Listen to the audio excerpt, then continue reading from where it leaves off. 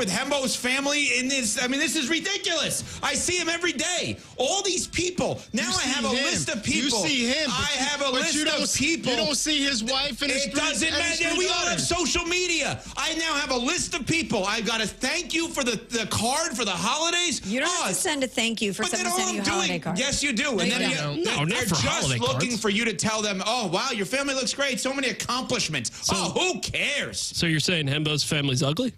No. That's what it sounds like you said. That's what it sounds like. $5,000. That's the average amount of money people in the U.S. are now spending on gas in a year. $5,000. That's crazy. If you drive, you have to download Upside, the free app that gives you cash back every time you get gas. That's right. You can earn real cash back with Upside just by buying the gas you're already buying. You can literally start earning cash back today. I use Upside every time I fill up, and I've already made around $300. You're putting gas in your car anyway. Why not get real cash back? If you like free money, download Upside. I'm saving the cash I earn from using Upside to help pay for a vacation later this year. Download the free Upside app now to earn cash back every time you buy gas. Use promo code BUY to get an extra 25 cents per gallon on your first tank. You can cash out anytime right to your bank, PayPal, or a gift card for Amazon and other brands. Just download the free Upside app and use promo code BUY for a 25 cents per gallon bonus on your first tank. That's code BUY for a 25 cents per gallon bonus.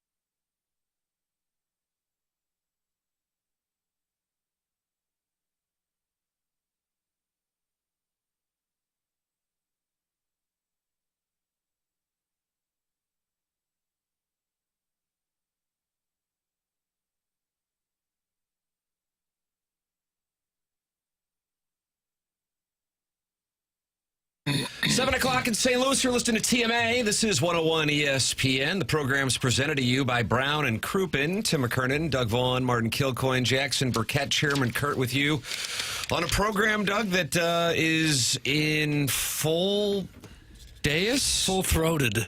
I like we'll that. be full-throated today. I really do like that. First time we've all been on the dais together in studio since December 20th. Gosh, it's been too long. Amen. Good for I you. can't tell you how much I've missed you fellas. Oh, my gosh. Oh, wait a minute. I've seen all of you. Not Martin. Well, he was here when you were gone. Yeah, but that was a couple weeks ago. Yeah. Okay, well, it's good to see everybody. And the Abelin hour was minus Jackson, right? Because we were all here. Jackie was not. Yes, correct. What were you doing? What was I doing? Likely sleeping, if I had to guess. Wow. It was from the hours of 7 to like 10. Yeah. I thought we were the olds. Yeah. That's how you spend your day off? Well, you wake up at 4 every morning on the weekdays. Yeah. Sometimes you like to sleep in. All right. You guys have matching hats. Yeah. TMA we thought it'd be cute. Yeah, TMA STL shop. I'm going to work on that thing. You know what I need, Doug? No. I'll just put it out there right now. Designers. Ideas/designers for merch in 2025. Okay. Fashion designers. No, not really, but just ideas for shirts, hoodies, hats. Okay. You got it at tmastlshop.com. And yeah, if you're interested, I will be paying. So if you're interested, if you got some background in that, just want a little side work, T. McKernan at InsideSTL.com. Jackson, what's on this dossier? Because I can't get into my email, and Doug was kind enough to share me his hard copy dossier. Let me hold it up for those in the YouTube. He didn't seem to hold it in high regard. Here, take mine. Yeah. He quickly ditched the dossier. I was offended on behalf of the Alliance. I was trying to help him out. No, Doug is he's a team player is what he is, and that's the theme of the show. Is that right? That's the theme? Being a team player. Who's going to be a team player out there for the Blue Note as they take on Rats? Oh, for God's sakes. Oh, no. It's not that hard the to remember. board is who they're down. playing. Minnesota. They take on the Wild. Right here on 101 ESPN, Doug. We're 12 hours away from the puck drop in St. Paul. Not in Minneapolis, in St. Paul. St. Paul. What's nicer, Minneapolis or St. Paul? They're similar. Similar. You never really know when you're in one and in the other. I think Janie the lesbian lives in St. Paul. Is that right?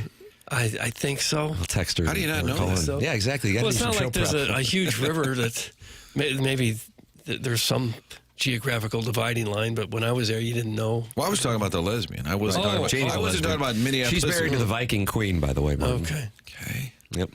Skull. Skull I should have known you were talking about the lesbian. Cut that off. I think St. Paul might be like the more like now kind of cool cutting edge. Is that right? I think. I'm going to text Cousin Nick, who lives in Minneapolis. Cousin Nick can give us a report on the Blues and Wild. Cousin Nick is a bitter Minnesota fan. He said we lose at everything. And I was watching that Vikings game the other night. I'm like, yeah, you're kind of right. Well. Like they'll probably lose at the Rams. Probably right. When have the Wild ever done anything, Doug? The Golden Gophers lost in double OT to the weak Ohio State Buckeyes basketball last night. Look at that, Jackson. They haven't had a champion in any sport in a while, right? Twins 91? Twins 91? Yeah, so it's been 30. Probably the Gophers in hockey somewhere. The North Stars, did they lose to the Penguins before they moved to Dallas? Am I right on that? 91-ish? Mario Lemieux? Sounds right. So a big year in 91. They should have beaten the Falcons. But was it Gary Anderson who missed a field goal? And then Morton Anderson made the field goal, and then the Falcons lost to the Broncos in John Elway's last game in January of 99. Am I right on that? Where's Joe? Stop it. Stop it. Get Joe's clip. I enjoy legs and butts a lot. I don't know what that was. But Janie the lesbian. That was Janie the lesbian. Calling Janie the lesbian. The Vikings lost to the Chiefs in the Super Bowl. Remember that with Joe Cap? And Len Dawson was smoking darts at halftime. It might have been the one, right on the bench. No one thought anything of it. Jackson would probably know the Golden Gophers in basketball. They have Clem Haskins. They have that risen floor. Yeah, the barn, right? Called the barn. Where if a player falls off, he could fall to his imminent death. It's a cool place to see a game. It really is great. Yeah, it seems really cool. Doug, Jake Reynolds is welcoming everybody in the YouTube chat. Very active YouTube chat yesterday. Thank you, Jake. YouTube.com/TMASTL. Morning, boys. Hope all are warm and safe. For Martin, I'm working from the cozy confines of home in the great Afton. Take care of yourselves so you can take care of others. Thank you for all you do. Oh, thank you. I like a good roll call. Yeah. But I'd like to know where they're listening. This is what it's called now, the Great Afton? Yeah. That's what we have to refer to it as? Sure. TGA. The Great Afton. Okay. Kind of like that. Not bad. That's where Jake Reynolds is. Milagro Tequila Lister of the Month. Was that in September? I don't know the months, Tim. October that he won the Milagro Tequila Lister of the Month. You can get involved on the program, youtube.com/TMASTL. That is up in the studio for us to view. I see John Scores is in there. He was the November Listener of the Month, brought to you by Milagro Tequila. You can call in. Chairman Kurt is in. Chairman Kurt, you were trying to get in yesterday. You were going to pick Jackson up. And you live in the city limits of St. Louis, Missouri, and you tried to back out of your garage, and then the alley had a snowdrift. Is that correct? Yeah, I never park in the garage, but I wanted to get off the street when the snow came in, so backed into the garage, pulled out of the garage yesterday morning, made it about 8-10 feet, couldn't go forward, couldn't go backwards, so had to let Jackson know it was time to call in, go to the bullpen. Yeah, Popmeister. How'd you get it out of there? I did a little shoveling and was able to just get back in the garage and then just settled in for the day. All right. But got out this morning. I would say Kurt's fired up. He was playing drops before the show. Yeah, Doug Martin and I were just having a conversation, and then Doug gave a little information, and then Chairman Kurt played, what was that, the More You Know drop? NBC. Yeah. And we're just off air. Martin, you were really impressed with it. I turned around and said, what is it? Well, it was The More You Know. Yeah. We have drops before the show. I think it's kind of a threat to Jackson. Not at all. But you never know when he may come down with a little something. And now that I know what I'm doing, it's good to get some reps in. Wouldn't that be the problem that happened with your car? Wouldn't that be a huge problem to all the city dwellers who have the alley behind their house and they can't get out? Yeah, and another I have a dumpster straight across the alley. We get it. Even without snow, it's hard to get in and out of that garage. I don't typically use it. I typically street park, but I don't know where I'm going to park when I go home today because the snow's all up against the curb. Snow drifts? Yeah. So we maybe can you park on the street, but that would get in the way of the plows. That's what I'm saying. Yeah, like where I would typically park, there's already plowed snow that's going to prohibit that. So, but we'll figure it out. Well, I have a carport. How about that? Okay, I was a city dweller for about 10 years, and I believe is the policy they don't plow the side streets because it plows you in, but they do the main streets in the city. I don't know. Such as Tam Avenue. Yeah. Well, the where you thoroughfare. lived, they cleared out your area. They're going to change that stretch to Tim McKernan Avenue, I believe. That ceremony is going to be at the St. Gabriel School picnic, but I will not attend the ones in October. It'll have to be in June. Okay. That's just I feel like that could be Del Pietro Boulevard instead, maybe. We'll take your St. Gabe's Mount Rushmore. Yeah, your St. Gabriel Mount Rushmore. Text them in 314-399-9646. Call in. Callier and Thompson phone lines 314-974-0101. And you can watch the program, Jackson and I, with matching caps today, the TMA stocking hats. YouTube.com/TMASTL. Jackson, tell the people what you have prepared today on today's snowy smorgasbord. A lot to discuss today. Is there really? I would think that this is one of the lightest days that we've encountered since we've been on 101 ESPN. I got to be honest with you. Kind of like it. Why do you hate Montana State? I actually watched that. Did you? Now, if you bet on it, that's when we need to stage an intervention. But I did watch it. Yeah, that's like 1 degree below betting on the Pro Bowl in terms of degeneracy. I don't know. I think betting on that game, you can at least have some information. The Pro Bowl's betting a coin flip. Yeah, at least these guys are going to try. Right, the Pro Bowl, yeah. That's maybe like the non-playoff bowl games, but even that is probably a little less. Oh, don't you start taking away from bowl wins. I thought it was a little slow today. Then I looked up at ESPN this morning, 6 a.m. The graphic at the bottom said, "Are the Lions the best team left?"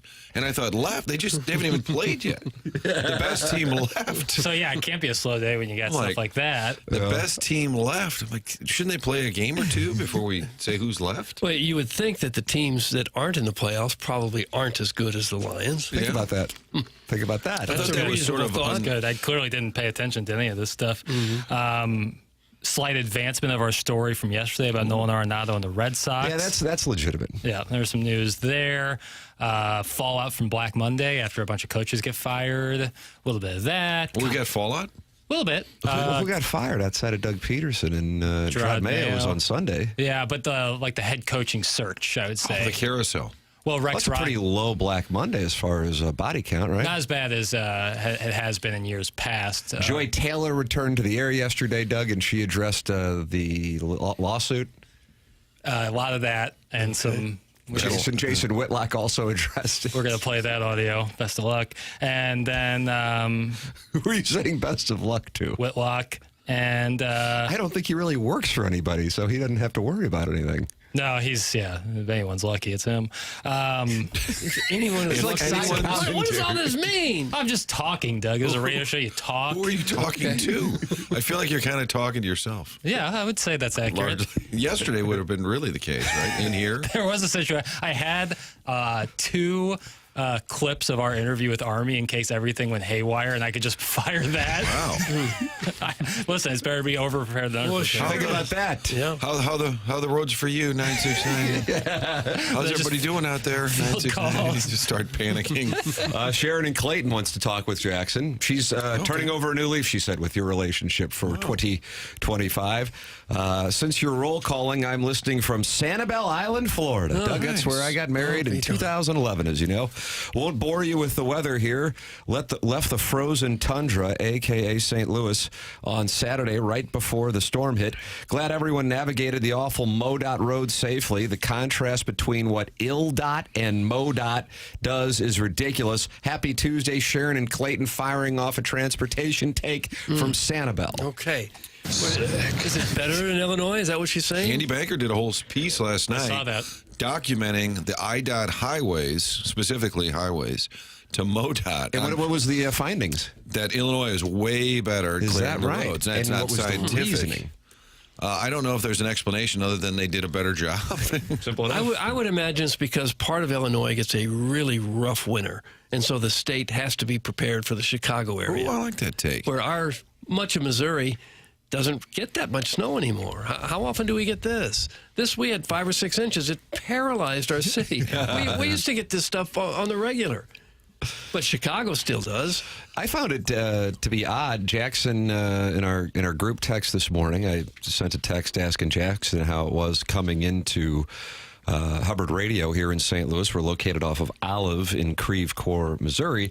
And Jackson said that Lindbergh and Olive, for whatever reason, are not really cleared relative to Ballas, which is a large road, but not as large as Lindbergh or Olive. I took 270 to Olive today. How was it? And had no problems whatsoever. Full speed ahead? I don't know about full speed, but it was clear, that's for sure. And you were calling them thoroughfares, is that correct? Doug had a problem with that? I don't care for it. Well, Olive and Lindbergh are certainly popular thoroughfares. Just say roads. Yeah, that's right. But they're state highways, so I think that might have something to do. You guys drove on? It may technically be a state highway. It doesn't feel like a highway. So you're saying Creve Coeur wouldn't have jurisdiction, perhaps, because it's technically a highway? Possibly. I don't know. But you guys drove on Olive. It's not bad, but it is worse than most other roads you're driving on. That's correct. Yeah, and I avoided Lindbergh because I've heard tell of it being in really bad shape. You like that, Martin? Hard tell. I would like some plow drivers to call in and let us know their particular take on why. In fact, Ballas on the south side of Highway 40, terrible. You get on the north side where you probably got off, totally fine. Right by the hospitals. Yeah, well, one side looks like you could get a snowmobile out and have a competition. Is that right, really? And then you go another 100 yards and it's totally fine. I know we have a lot of visitation students who listen to the show. Yeah. Hey, girls, call in. Call in 314-974-0101. Didn't gluten-free perk go to Viz, Doug? I believe so. Ruined me. Yeah, right there she is. Munganess, the sponsor of the 7 o'clock hour here on the presentation. That's Jamie Burkhardt. And he got Jackson's father, DBA Popmeister. His Toyota Highlander, and Jamie was listening yesterday when Jackson was raving about that Toyota Highlander traversing through the snow-packed streets of the St. Louis metropolitan area. Get yours by going to stlouisacura.com or altontoyota.com and work with a company that Doug and I have been working with for a number of years and think the world of. That's Munganess St. Louis Acura, Munganess Burkhardt, Alton Toyota. Just go shopping. Go shopping today. You don't have to go to the lot. Just go online at stlouisacura.com and altontoyota.com. And if you have a question, if you have a request, here's what you got. a number that they set up specific for TMA listeners to call or text. That number is 314-252-0029, 314-252-0029. Need service and you didn't get your car from Munganess? That's fine. You still work with Ryan Seiberg and his team in the service department. That's Munganess, St. Louis Acura, Munganess, Burkhardt, Alton, Toyota. There is news regarding Nolan Arenado. There is news, and we will have that for you coming up on the other side of the break. This is TMA on 101 ESPN and YouTube.com/TMA STL.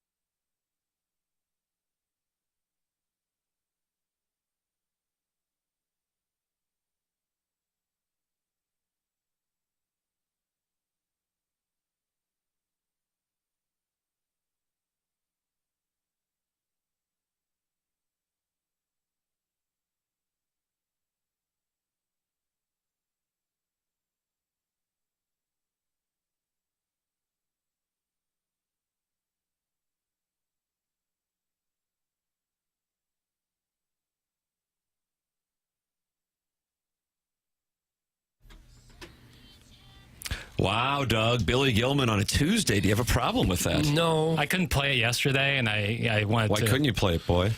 Because you guys wouldn't have been able to hear it on the air link because I have to take it out of aux for YouTube purposes. So much inside baseball Sounds like talk. an excuse. It does. Well, it's a good excuse. Well, I don't know. Ladies and gentlemen, the program's called The Morning After. It airs on 101 ESPN and YouTube.com/TMA STL. Get in there in the chat because Steve and Max talking a stag and Tiny Peepee and Timothy Chalamet's sheer stockings.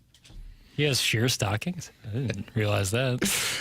He wants to know, did Jackson's dad give the entire show a ride this morning? That's Timothy Chalamet's sheer stockings at youtube.com/TMASTL. I can't speak for Martin, Doug, or the chairman. I can only speak for myself, and I was able to... Doug, do you like the term traverse the roadways? No, just say drive on the roads. I like the word traverse. Thanks, Jackson. No. He didn't drive anybody to where I don't think he drove either of you two. You don't think your dad came and got me? How do you know? He would. Part of the alliance? He would do it. I don't want to tell you how to improve your brand, but I would have enjoyed a video yesterday of you in the car at 5 a.m. In the back seat. With, strapped in, booster seat with your dad. Just like a little commentary. Chuck Marlowe did that today, driving the roads. He went to the grocery store and then drove home in the snow and did a little commentary on the roads. And he's holding his phone while driving? Well, I think he had it docked, maybe? Mounted? Mounted. Because you know it is illegal now to be on your phone. They're going to start giving tickets. Yeah. But they say you have to have been pulled over for some other reason. They can't pull you over expressly for being on your phone? It's like a secondary violation or something. He looked like he was in Warson Woods. My buddy Mark Zinn says that's a police state. You got to be careful. Warson Woods is a police state. My mom got pulled over. I bought her a car one time, and it had slightly tinted windows. And like my mom's a gangster, and she got pulled over by the Taco Bell and written up. And she said, "What kind of car did you get me?" And I said, it was for the sun, like tinted windows. And she got written up. And I told my buddy Mark Zinn's a producer at Fox 2. He's also a weather guy. And he said, "Oh, that's a police state over there." And I said, "What? They'll get you." I like that term, police state. The police don't like those tinted windows. They can't see who they're walking up to if they have to stop. Well, I understand. These were not extreme. My mom, is Not She's rolling dirty. I mean, she's a threat. My mom's not rolling dirty. Could be the title of the segment, Chairman Kurt, if you're looking for one in the early going. Right after the grandma segment. From John Denton. While it looked for a time that Nolan Arenado could be headed to the Yankees with Paul Goldschmidt or instead to a Dodgers franchise he rooted for as a kid while growing up in Southern California, a new team has seemingly emerged as a favorite to land the 10-time Gold Glove winner. The Red Sox have emerged as a strong candidate to land Arenado via trade from the Cardinals, a source told MLB in recent days. And Arenado has told the Cardinals he is willing to waive his no-trade clause to go to Boston. That is per a source, John Denton, with that story. Katie Wu also writing about it this morning.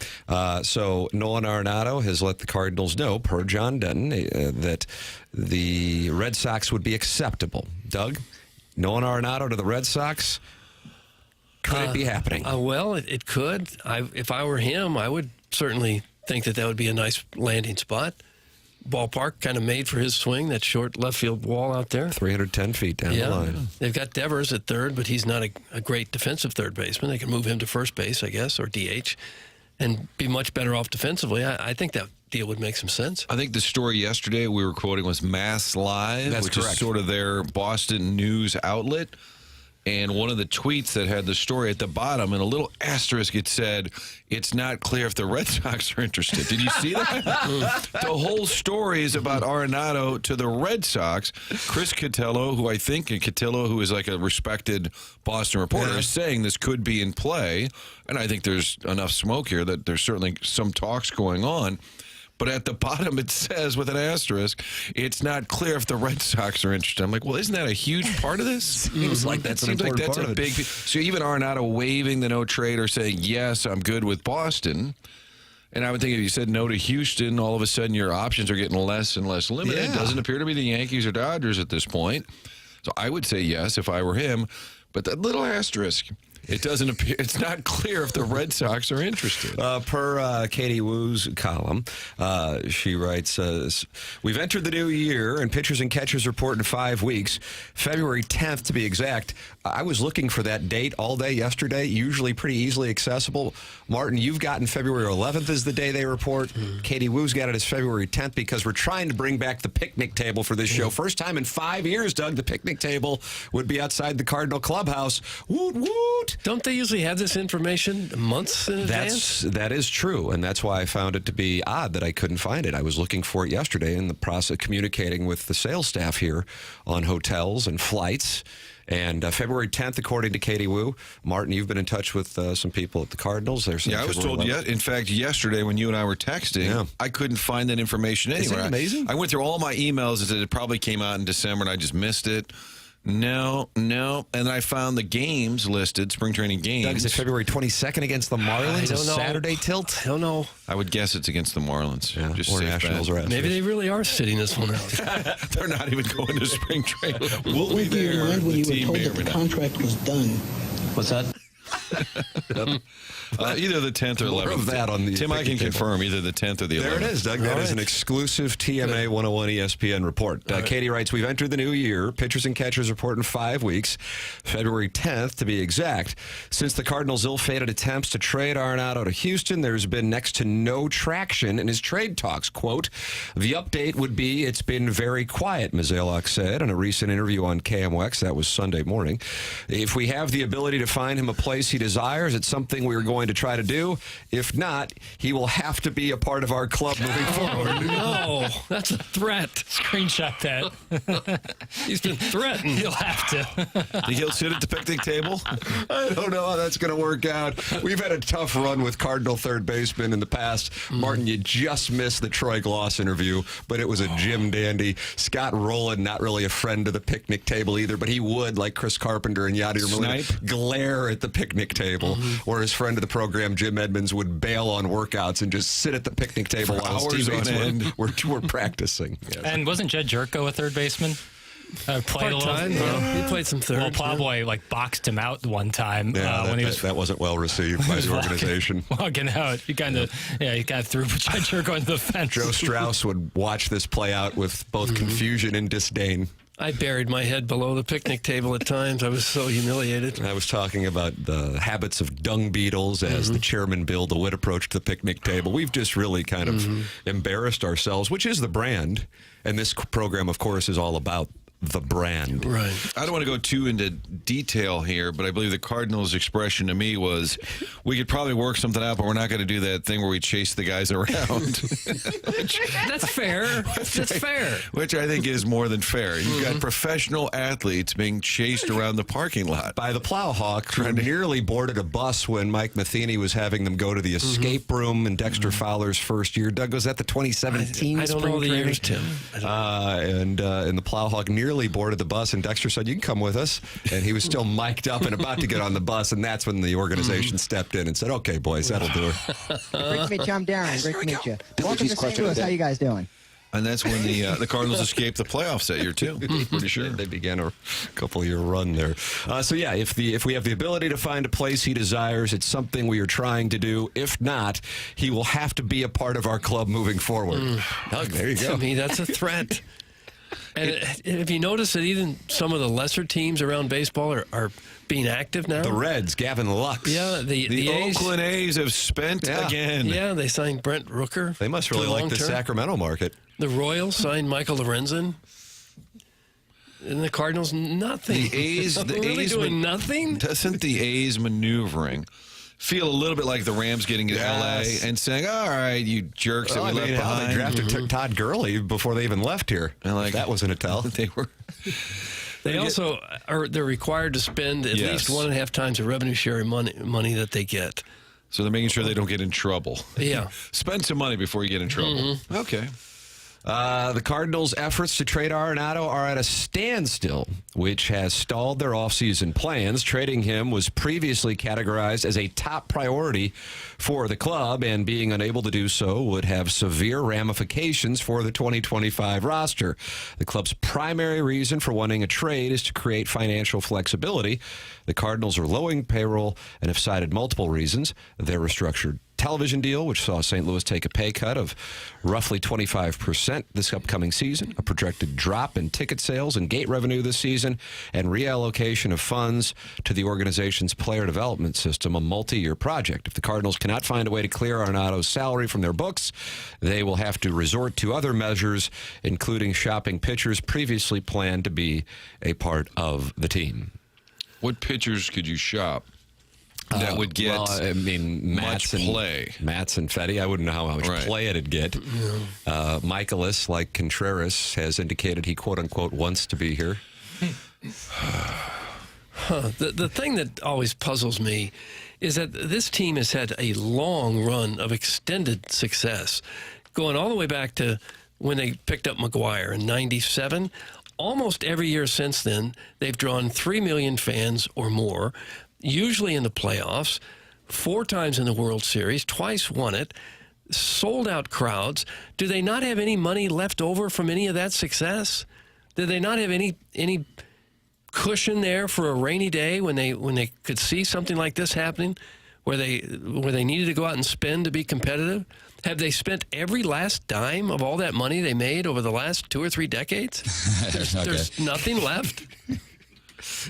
Right. In other words, all the years of excess, you're saying, didn't they bank some of that? Could help you a little bit in a downturn. Wouldn't you think? One bad year, and now they're just crushed? Furthermore, Doug, on that topic, the Cardinals are not going to trade Arenado, per Katie Wu, unless the trade partner will take on a majority of his remaining $74 million. And since I went to St. Louis University High School, I am able to do that math on the fly, and that means somebody would have to take at least $37.1 million of the remaining 74. I just don't know how appealing that is. So, yeah, we can talk about the Red Sox all day, but Martin notes that, the Red Sox have not necessarily indicated whether or not they're interested. Yeah.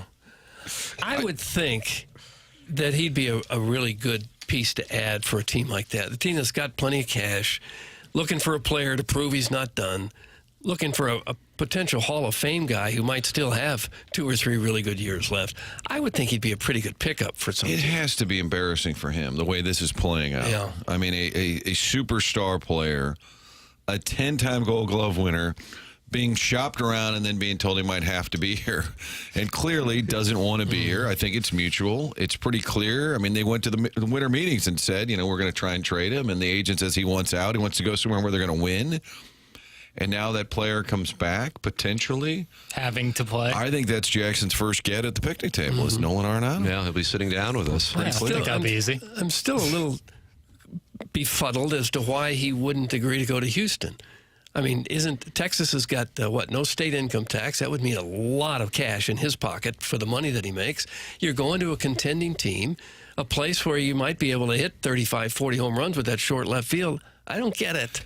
For the record, regarding projected contenders in the upcoming season, the Astros are plus 1,300 to win the World Series, and that is the 7th best number in all of baseball. The Red Sox are plus 2,200 to win the World Series, which is the 9th best in all of baseball. Their projected season win total is 84.5. So that is the math for the Boston Red Sox. The Astros' projected win total is, 86.5. What do you got on the Cardinals, buddy? 76.5. 76.5. 76.5. And the reporting at the time was that he wanted to wait and see what else was out there. I just don't think it works like that with Houston. The deal is not going to be there a month later or 2 months later. Well, I think when the Astros went and got Christian Walker, that ended it for... Right, but Arenado expressing that, I think Katie Wu reported it, that he kind of wanted to wait and see. Basically, if there's a better offer, that may come back to bite him. For the record, the Cardinals World Series odds are plus 6,000. That is better than the Blue Jays, Giants, Pirates, A's, Nationals, Angels, Marlins, White Sox, and Rockies. Good morning. Yeah. There you go, Doug. Well, you can't like a team's chances much when they're not even sure they're going to have spring training. If the Cardinals are going to eat, or the team like the Red Sox or whoever will take Arenado is going to eat most of that contract, the return you're going to get for him is probably next to nothing, right? Yeah, probably so. Which was never their main concern. Certainly not. Their main concern was dumping it. Yeah, and I think Boston fans, who's the young prospect they have there, that they're all concerned, Cassis or something, they're all concerned. You better not trade him. You better not. I don't think that's the motivation for the Cardinals at all. It's just the money. Forget the product on the field. Any update on bringing the indigestion cam back where the Fats get to hoist their helmet nachos like it's the Stanley Cup? That's from Al in Dadeville. Yeah, Doug, have you got any updates on that? You probably want to talk to the Vice President of Special Projects. No, I haven't heard anything about the release of the Hoosier promotion either. That's the winner. Yeah, I think that would be a big hit. I do like the Walrus cam. That is always a good time. Well, Willie, find out for us. what happened with the Golden Hoosier? Was supposed to be a promotion, I thought. Get Walt on the line. Doug, could you do a little digging and find out why Arenado doesn't want to go to Houston? You could present your findings on the Channel 4 Sportscast tonight. That's from caller Ellen. Yeah, I'm not on there anymore. Great show last night. 3.5 years now I haven't been on there. 3.5 years. That'll do it. Back to you, Steve. There you are. You did a live shot last night, throwing it back to Steve Savard. I have to tell you this. I went to a pet store over the weekend in Past Pets at Crestwood Mall. No, it was out in Chesterfield. I was out there. And the older lady is taking my order. I got some dog food. And she says, "What's your phone number for the receipt?" I give her the phone number. She says, "First name?" I said, "Doug." Last name? I said, "Vaughn." She goes, "Oh, same as the famous guy." I said, "What?" And you had to be in the awkward spot to say, "I'm the famous guy." Yeah, what did you say in response? I said, "You mean the guy on Channel 4? Is that where it was? I don't know. I just know the name." I said, "Okay." Why do you assume she hasn't been listening to HD2 the last few years? I don't know. I just thought that was kind of odd and funny. Kind of weird. The famous guy. That's what she said. That puts you in a tough spot. Mm-hmm. It does. Get involved on the program, youtube.com/TMASTL. Joey Vitale's Orange Scully is active talking to Stag and Adam Welly. So we got Scully talking to Welly. You like that, Doug? I like it a lot. youtube.com/TMASTL. That's where you can watch and participate. The studio cameras are brought to you by the Air Alliance team. You miss anything, podcast this show. Listeners of TMA have been podcasting like the Dickens for years, and Schaefer Door Company is the sponsor sponsor of the podcast on TMA. Email in for our design, air, heating, and cooling email today, the morning after at InsideSTL.com. Tim McKernan, Doug Vaughn, Martin Kilcoyne, Jackson Burkett, Chairman Kurt with you. This is the morning after, presented to you by Brown and Crouppen on 101 ESPN and the TMA STL YouTube channel.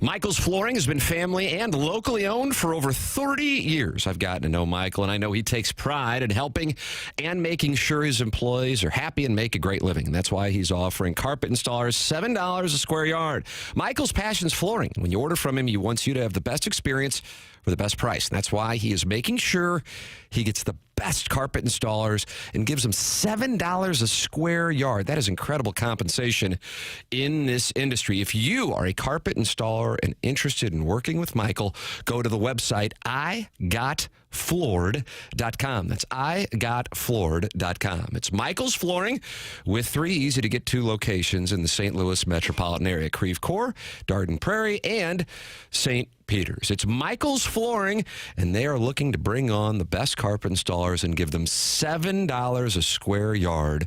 Incredible compensation in the flooring industry. If you are interested, go to igotfloored.com.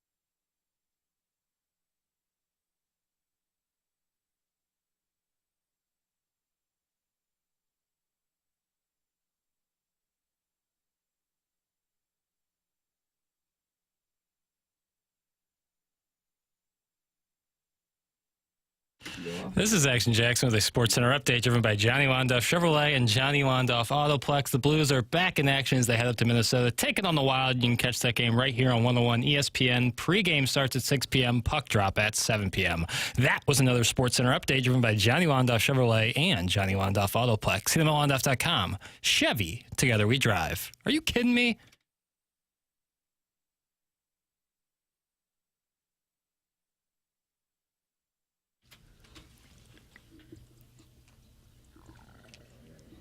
Oh, this is the remix, huh?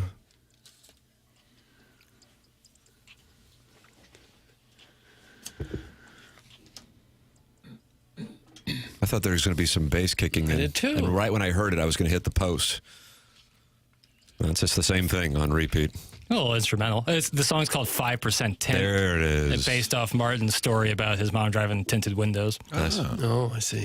Ladies and gentlemen, the program's The Morning After. It airs on 101 ESPN and YouTube.com/TMASTL. Presented to you by Brown and Crouppen. Munganess, St. Louis Acura, Munganess, Burkhardt, Alton Toyota, 7 o'clock. Our call-in, Collier and Thompson phone lines, 314-974-0101. Yes, Martin, I cut you off. I'm sorry. No, I had breaking news from friend of the show, Luis, who says the food cam will be back at Busch Stadium, in case you were wondering. Great. Big. Also, cousin Nick in Minneapolis. Cities are divided on it. Dumbass St. Paul people love it, despite the city having almost no redeeming quality. Sounds like cousin Nick's all in on Minneapolis. Wow. Huh. He said it's a gleaming jewel by comparison. More of everything. He said I-35 goes through St. Paul. The speed limit's 45. What the F is that? West side of the river is way better in every way. So there, I was wrong. Okay. I said I thought St. Paul was kind of like a hipster thing, like how Brooklyn happened. Yeah. He said the only reason to stop in St. Paul is to go to a Wild game or the state high school hockey tournament. There you go. And the Mississippi River goes right between the two cities. I believe that's correct. I guess it does. Blues are up there tonight. They are underdogs to the Minnesota Wild. Doug, if you're interested in firing a wager, just to give yourself a little dopamine kick. Okay. At 7:07 Central Time, which you can catch here on 101 ESPN. The Blues are plus 110, the Wild minus 130. And some news on Blues telecasts kind of out of nowhere. Okay. And Doug, with you working at KMOV, you'll be able to give us some perspective on this from the Post-Dispatch this morning. For the first time in more than a decade and a half, the Blues are adding an over-the-air station to their local television package. The team will shift one game in February and 2 in March from cable's FanDuel Sports Network to KMOV and sister station Matrix Midwest, which is Channel 32. It was announced on this morning, as a matter of fact. The Blues contest on February 22nd at home against Winnipeg on a Saturday will mark the first time since KPLR Channel 11 was in the mix for the 2008-2009 season that a broadcast television station will show one of the team's locally produced telecasts. Games on March 8th and March 25th round out the KMOV Matrix schedule. How about that? Okay. I believe it's on one of their digital channels. Right, it's not the main Channel 4 CBS affiliate. Just on the Matrix, it's not on KMOV, correct? I believe that's right. It says from FanDuel Sports Network to KMOV and sister station Matrix Midwest. So if it's Saturday night, what does that preempt? Murder, She Wrote? I don't know if that's still on. Angela Lansbury is no longer with us, is she? I'm television's own Doug Chandler Hill. There I am right there. Are you that famous guy? No. So are they simulcast a Bally's FanDuel production? It says they're moving them to. I wonder how that works. Okay. Wonder what that's about. What do you think that's about? Well, I think Channel 4 announced months ago that they were going to use one of their digital stations. You know, they have Me TV now, I think. You know, it's 4.2. You only get it normally if you have an antenna. You know, a lot of those stations won't show up on your cable, I don't believe. And they also wanted to do a sports station to dive more into local sports. Well, they've done that with Mizzou. They've had some pregame, postgame. Right. Mm-hmm. Justin Gage. Yeah. He's been on there. Yeah. Coaching over at CBC. I wish I knew more about it. Helping out. But I've not worked there in some time now. But nobody knows that. So you could probably walk in today, demand some answers, ask how much time you have at 6, and just start doing a show. Everybody will just assume you work there. We got weather. You got a minute and a half tops.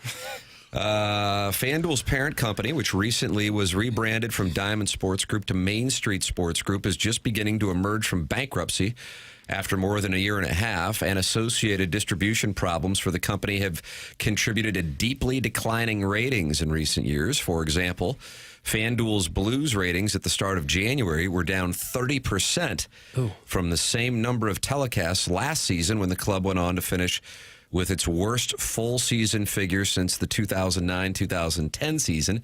In addition, the outlet's Cardinal ratings have plummeted 47% over the past 2 years. The teams haven't helped either, with declining play in recent seasons compared to past seasons. Well, it's not just the teams haven't helped. The teams are mostly responsible for it, I think.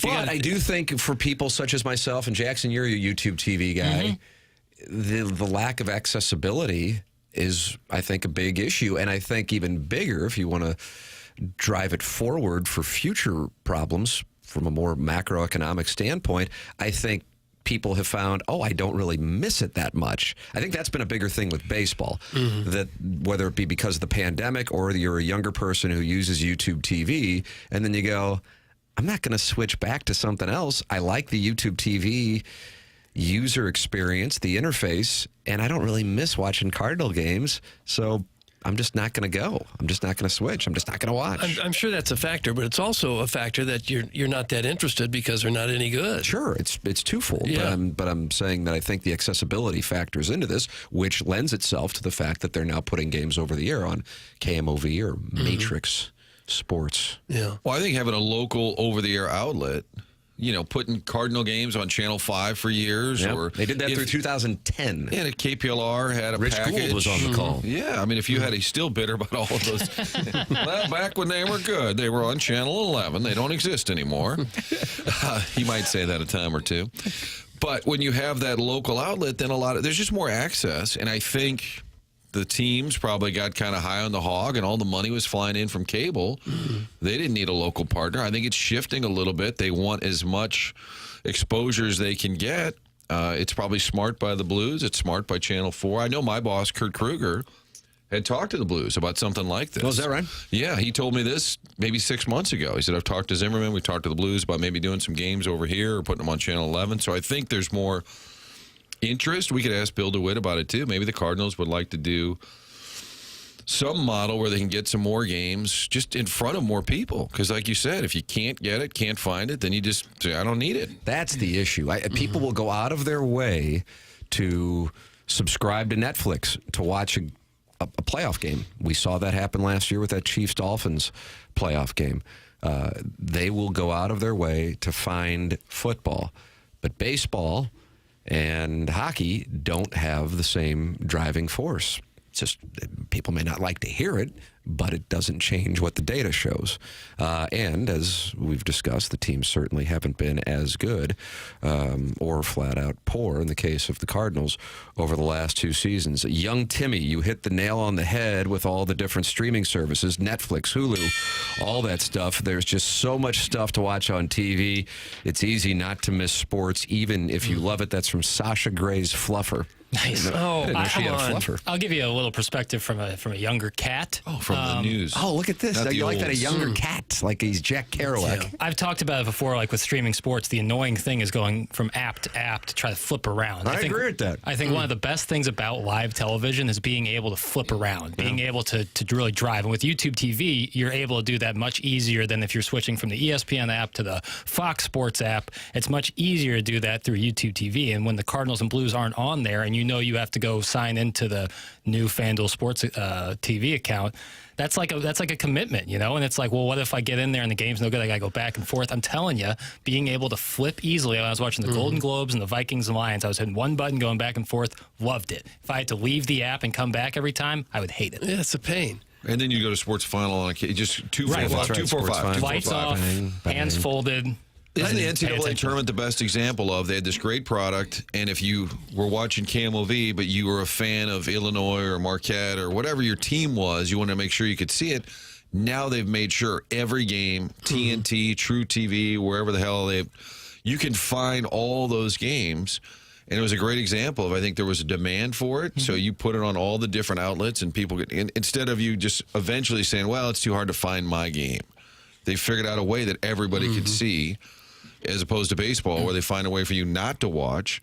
The NCAA tournament figured out a way that everybody could see every single game they wanted to. I tried to watch something last night on Disney Plus, where I have an account, not my main TV, but one in a different room.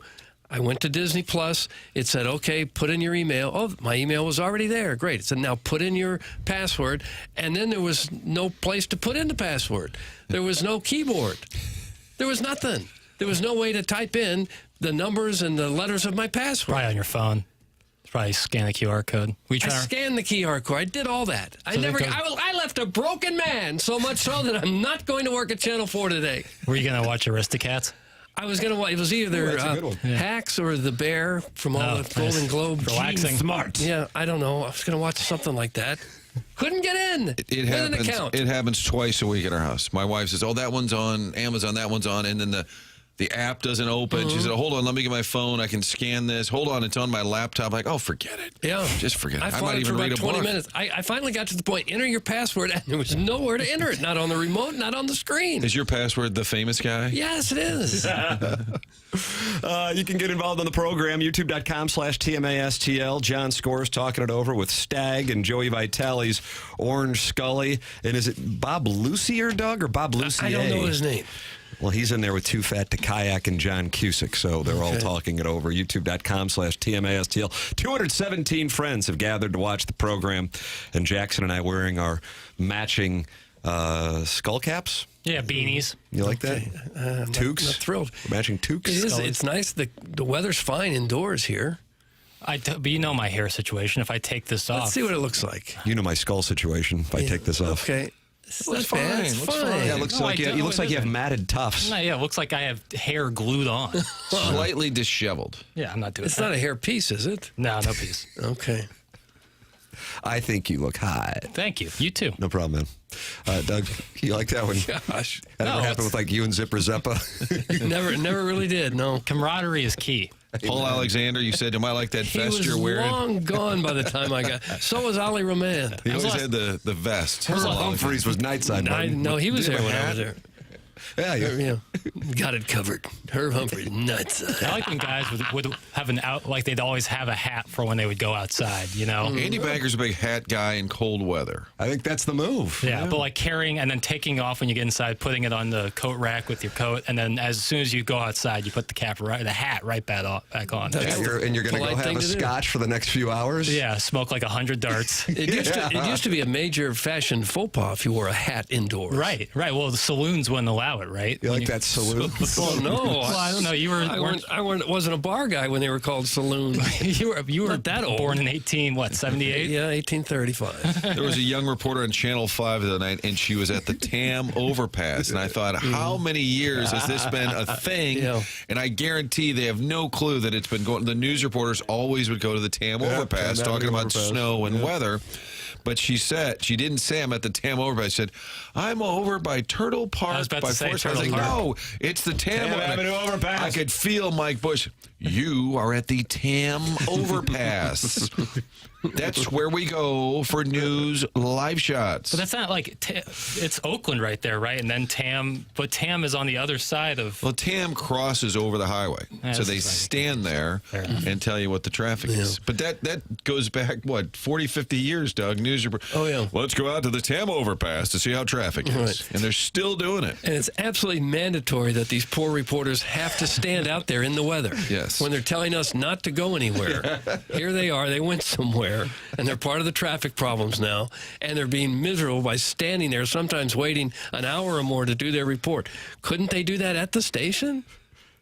And just immediately show video of the area? People love live TV. Yeah, they people love that. You'd still be live at the station. You know you're watching and you go, wow, that girl looks miserable. It's cold. Yes. And you just can't stop watching. Makes you feel better about yourself. Yeah, it's like the hurricane reporters with flying objects. Hanging onto the pole. Absolutely. That's all going to end as soon as someone's live and has their head taken off by a flying stop sign. No, then that'll end viral. it. That's going to end it. Ladies and gentlemen, the program's The Morning After. It airs on 101 ESPN and YouTube at youtube.com/TMA STL. Tim McKernan, Doug Vaughn, Martin Kilcoyne, Jackson Burkett, Chairman Kurt fielding your calls at 314-974-0101. This is TMA on 101 ESPN, presented to you by Brown and Crouppen.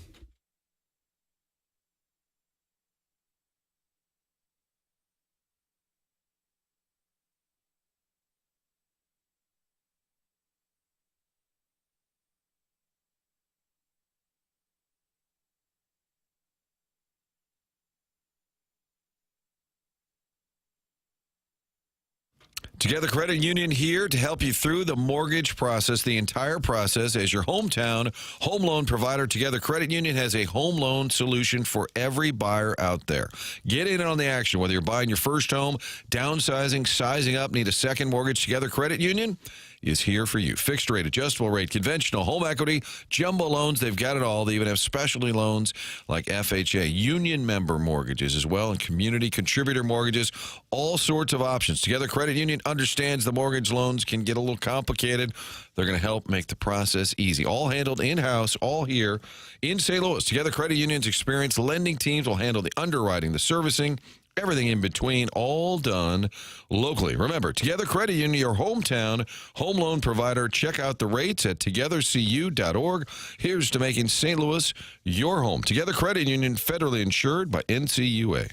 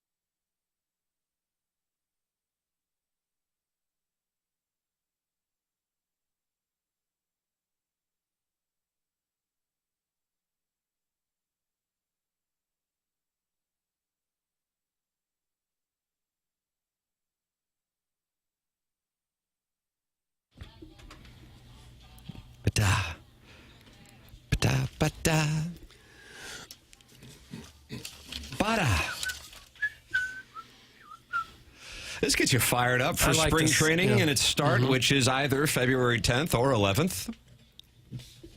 Jackson, is your dad going to start an Uber? The TMA audience is in. That's from Stag in the YouTube chat, Jackson. Nah, YouTube.com/TMA. Probably not, if I had to guess. He's retired, but, he's still a grandfather. And did you have any problems getting to the studio today? No, I had no issues. I have Moment of Ice on 40 right by Liver. I like it. Moment of Ice. A Moment of Ice.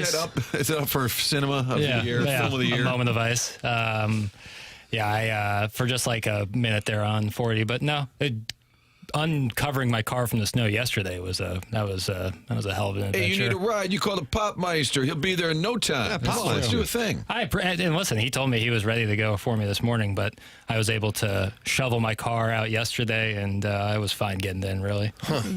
Okay. Now, when you had this moment of ice, did your car spin or something? I could feel the back. So I have front wheel drive, so the back tires I could kind of feel getting a little loose. But I was going slow enough that it wasn't going to be a concern. I was going like 30 down 40 the entire way, which is fine. I had a big truck in front of me, keeping me safe.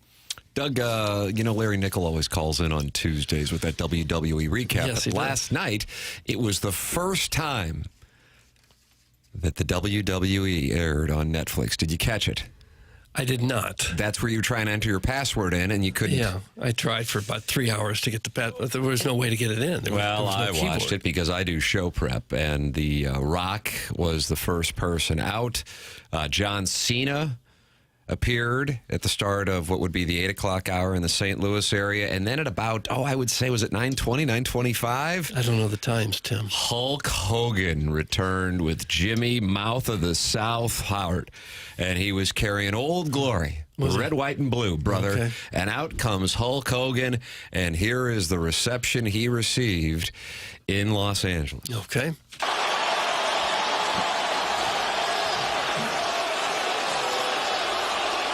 Well, let me tell you something, brother. You know something, maniacs? I've been in this business for over 40 years, and the greatest part of my life was being part of this great WWE, guys. Were those boos? There was a little more meat on the bone. I apologize. I should have specified. But yes, he came out and he promoted his beer, which is called Real American Beer. Doug, I don't know if you had a chance to. I have not had a sip of it. So if you're a real American, you would drink that beer. Okay. That's correct.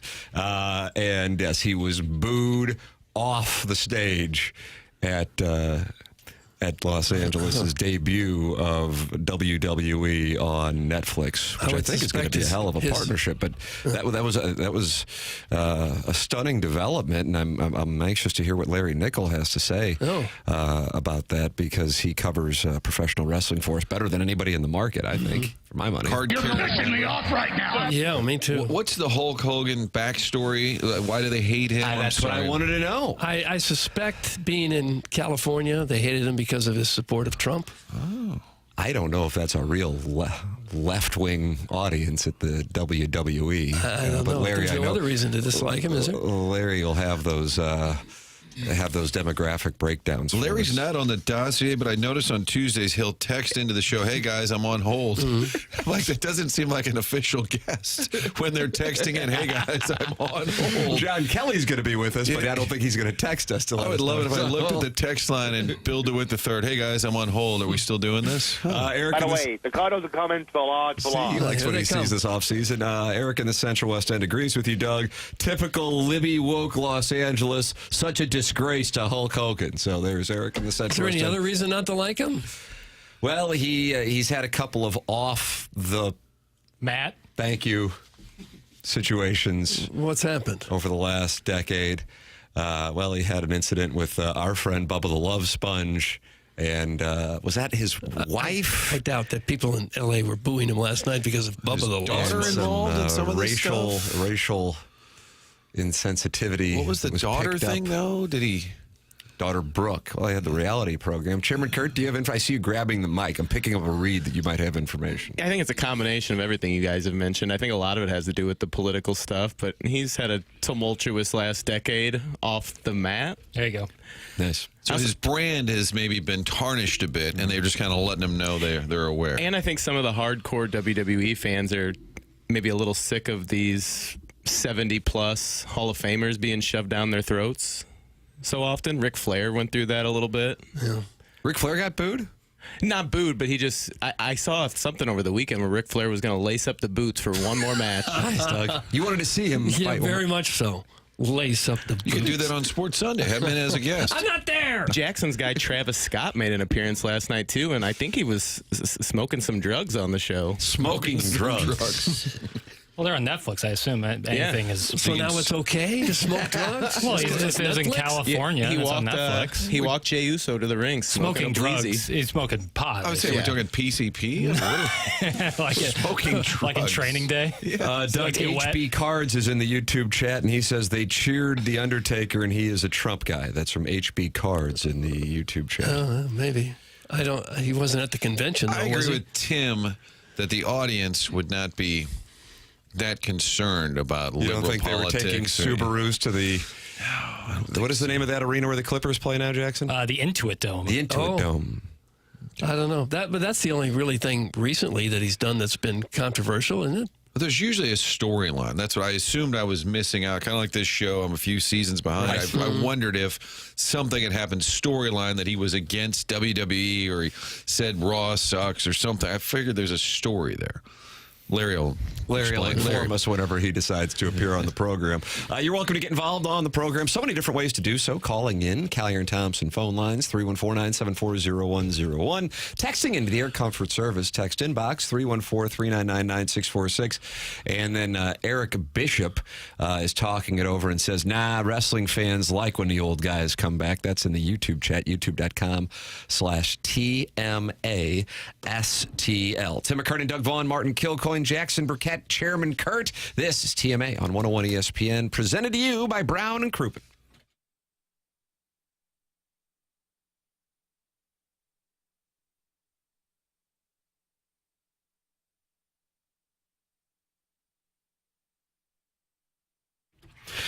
Tim McKernan here for Aesthetic Design and Build. Outdoor living spaces expertly designed. I've gotten to know the guys at Aesthetic Design and Build. Dan and his team have a showroom in Chesterfield Valley, which I visited and was so impressed and said, hey, can you guys come to our house and check it out and see what we can do with your custom work? That's what it's about, custom work, full-on custom decks. They can add on a pergola, or even if you're looking to shade your covered patio with retractable screens, they really do have answers for it all. They truly are a design company that can think outside the box and offer unique solutions and designs for your outdoor living projects. You can see it for yourself at that showroom in Chesterfield Valley.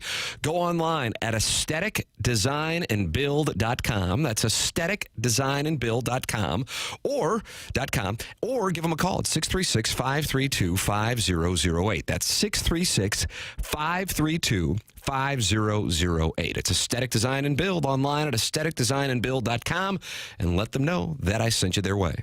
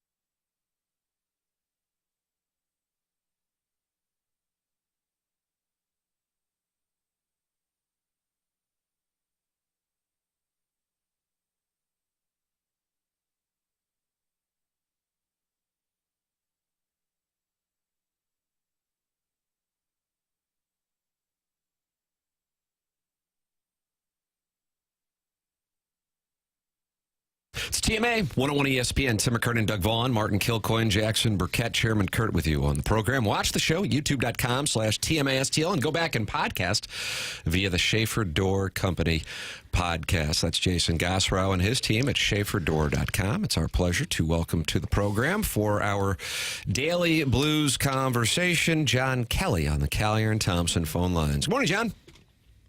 Hey, Tim. How are you doing? I am wonderful. How are things with you? Well, great. You know, a little cold up here. I know St. Louisans have been battling the snow and the ice, but we've been here in Minnesota since Saturday night. So looking forward to coming home tonight after the game. It's sort of been a long couple of days here in frigid Minnesota. Yeah, I would imagine that's the case, as the Blues did not come back following the Columbus game to avoid the storm in St. Louis. It was a savvy move. I would credit Mike Caruso. I credit him for everything, actually. I don't know if he's even aware the season's going on. Yeah, he'll get a big head if you do that, Tim. Let's credit Rich Jankowski. Yeah, Richie J. Southside, I'll credit Rich. You're right. That's exactly right. When he's not at Milo's, he's managing these Blues trips. How often have we said they had to avoid St. Louis and head right to Minnesota because of bad weather? Yeah, that could be a first in Blues history, right? Yes, yeah, that's a great point. Avoid St. Louis weather and head straight to Minnesota. John, what do you make of the Wild, who are a really good team, but they're not that good at home? If there's any, Blues fans looking closer at the numbers here, that's maybe a sign of hope. Yeah, I mean, overall, I think that they've overachieved a little bit. They're 25-11-4. They're only a couple of points out of first, but at home, as you said, they're only 10-8-1. You look at this team, and they've won 5 of 6, and they're doing it without their best player, Kirill Kaprizov, who's missed the last 5 games. In addition, Captain Jared Spurgeon got hurt last week, and he won't play tonight. So they've gotten the most out of this lineup. So, again, I think they've overachieved a little bit. But having said that, they've beaten the Blues twice, both in St. Louis back in October and November.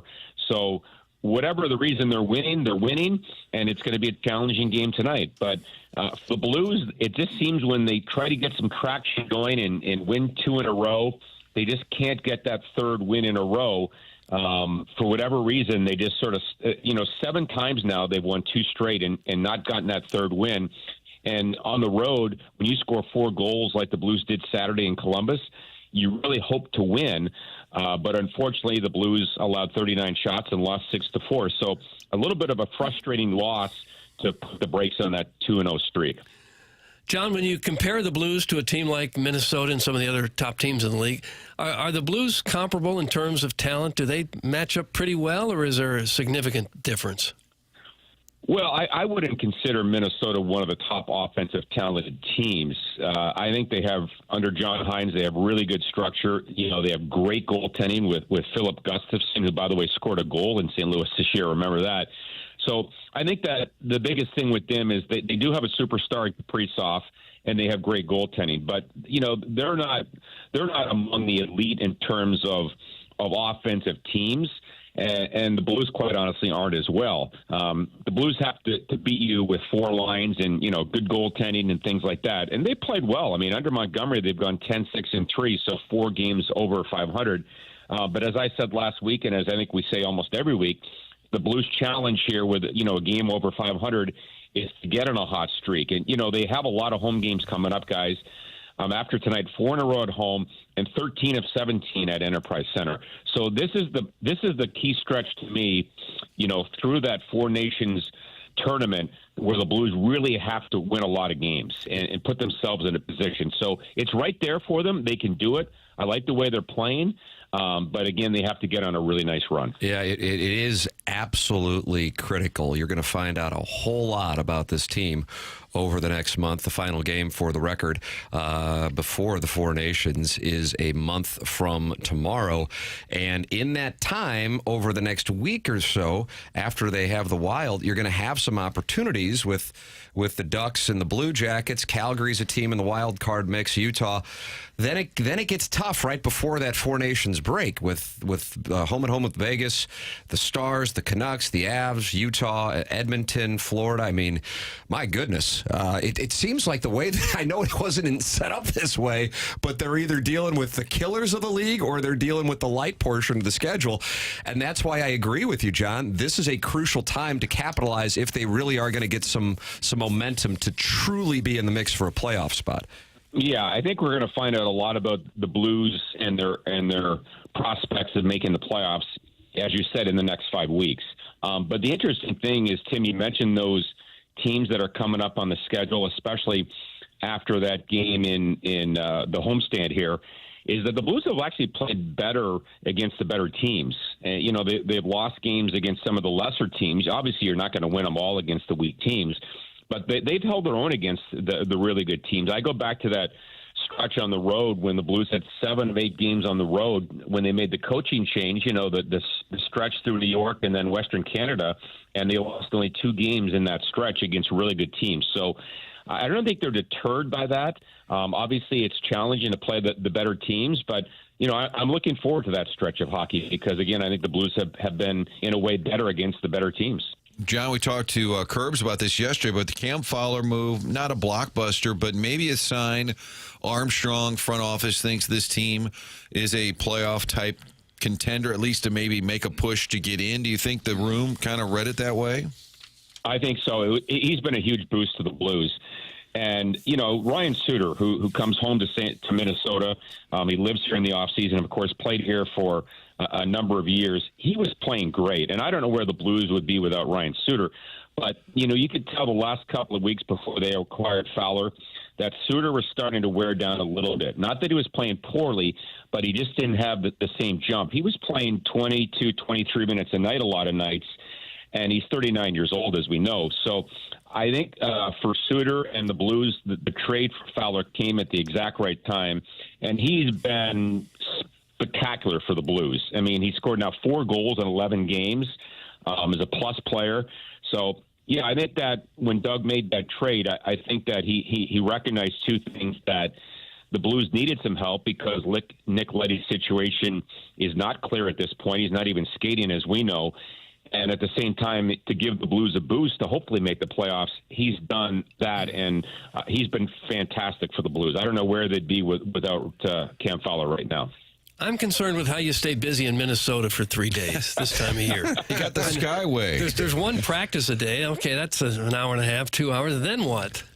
Well, you know, thankfully, Doug, we had football on Sunday, right? Mm-hmm. So we watched football all day and then went to a sports bar. Actually, Tom Reed's has a great sports bar, the former North Star, who's the radio color guy. And we all watched the Vikings-Detroit game on Sunday night, which, you know, the fans here in Minnesota didn't like the outcome of that one. So, and then we had a practice yesterday. So, yeah, that's the biggest thing for me. At my age, getting up there, those off days, man, they are really, really long, especially when it's 5 degrees outside. You can't go for a walk and stuff like that. But woe me, don't worry about me. I'm fine. John, where was the game tonight? Where was that practice yesterday? We had video of them getting off the bus. They were all in uniform. Like there was no locker room available. It was like a small rink that Falk knew about. Yeah, it's I think Doug Woog Arena, named after the former coach in Minnesota. That's where Justin Falk is from, South St. Paul. And he skates there in the off season. So, you know, the team dressed at the XL Energy Center and got on a bus like Pee Wee teams might do with their equipment on, not their skates, of course. Yeah. And then 10-minute bus ride to this arena, skated and then got off the bus, took their skates off and came back to XL and showered and got dressed. So, yeah, sort of old school, not a big deal. But, yeah, kill part of the day at least. Yeah. There's a kill part of the day here. John Kelly, he'll be on the call. Perspective. Blues and Wild this evening, 6 p.m. Pregame here on 101 ESPN. Puck drop at 7:07. Be nice to get this one before heading back for the homestand. Blues and Wild tonight. John, always enjoy the conversation. Thanks so much.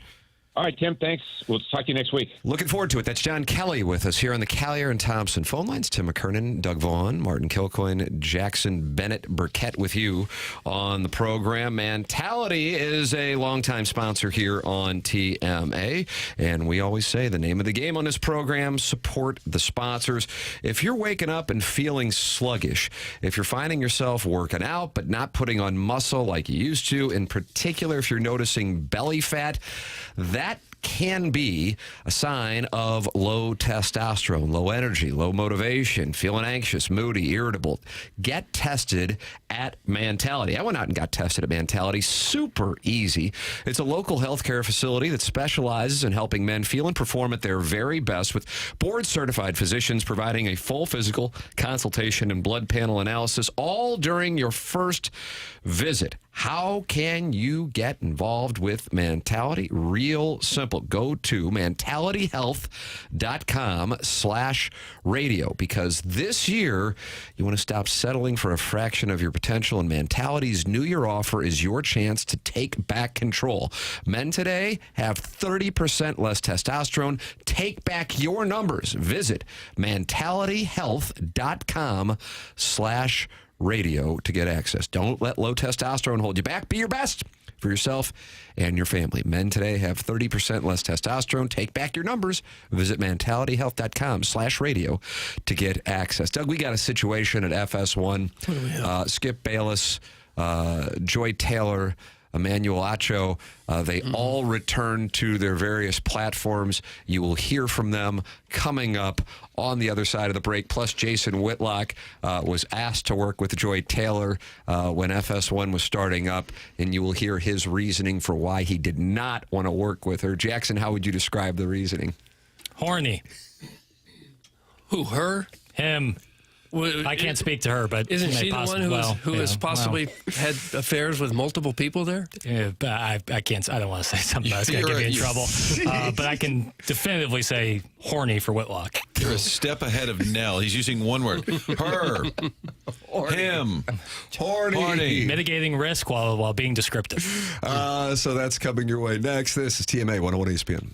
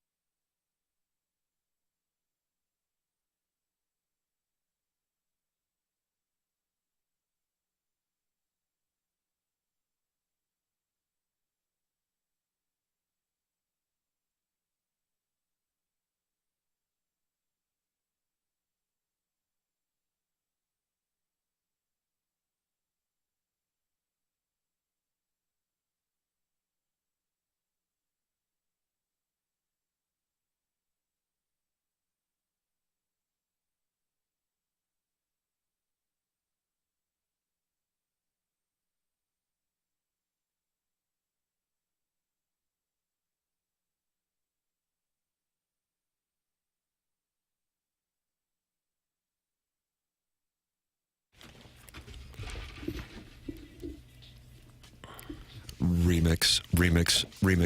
It's TMA 101 ESPN. Tim McKernan, Doug Vaughn, Martin Kilcoyne, Jackson Burkett's on the ones and twos, and Chairman Kurt standing by to take your calls on the Callier and Thompson phone lines.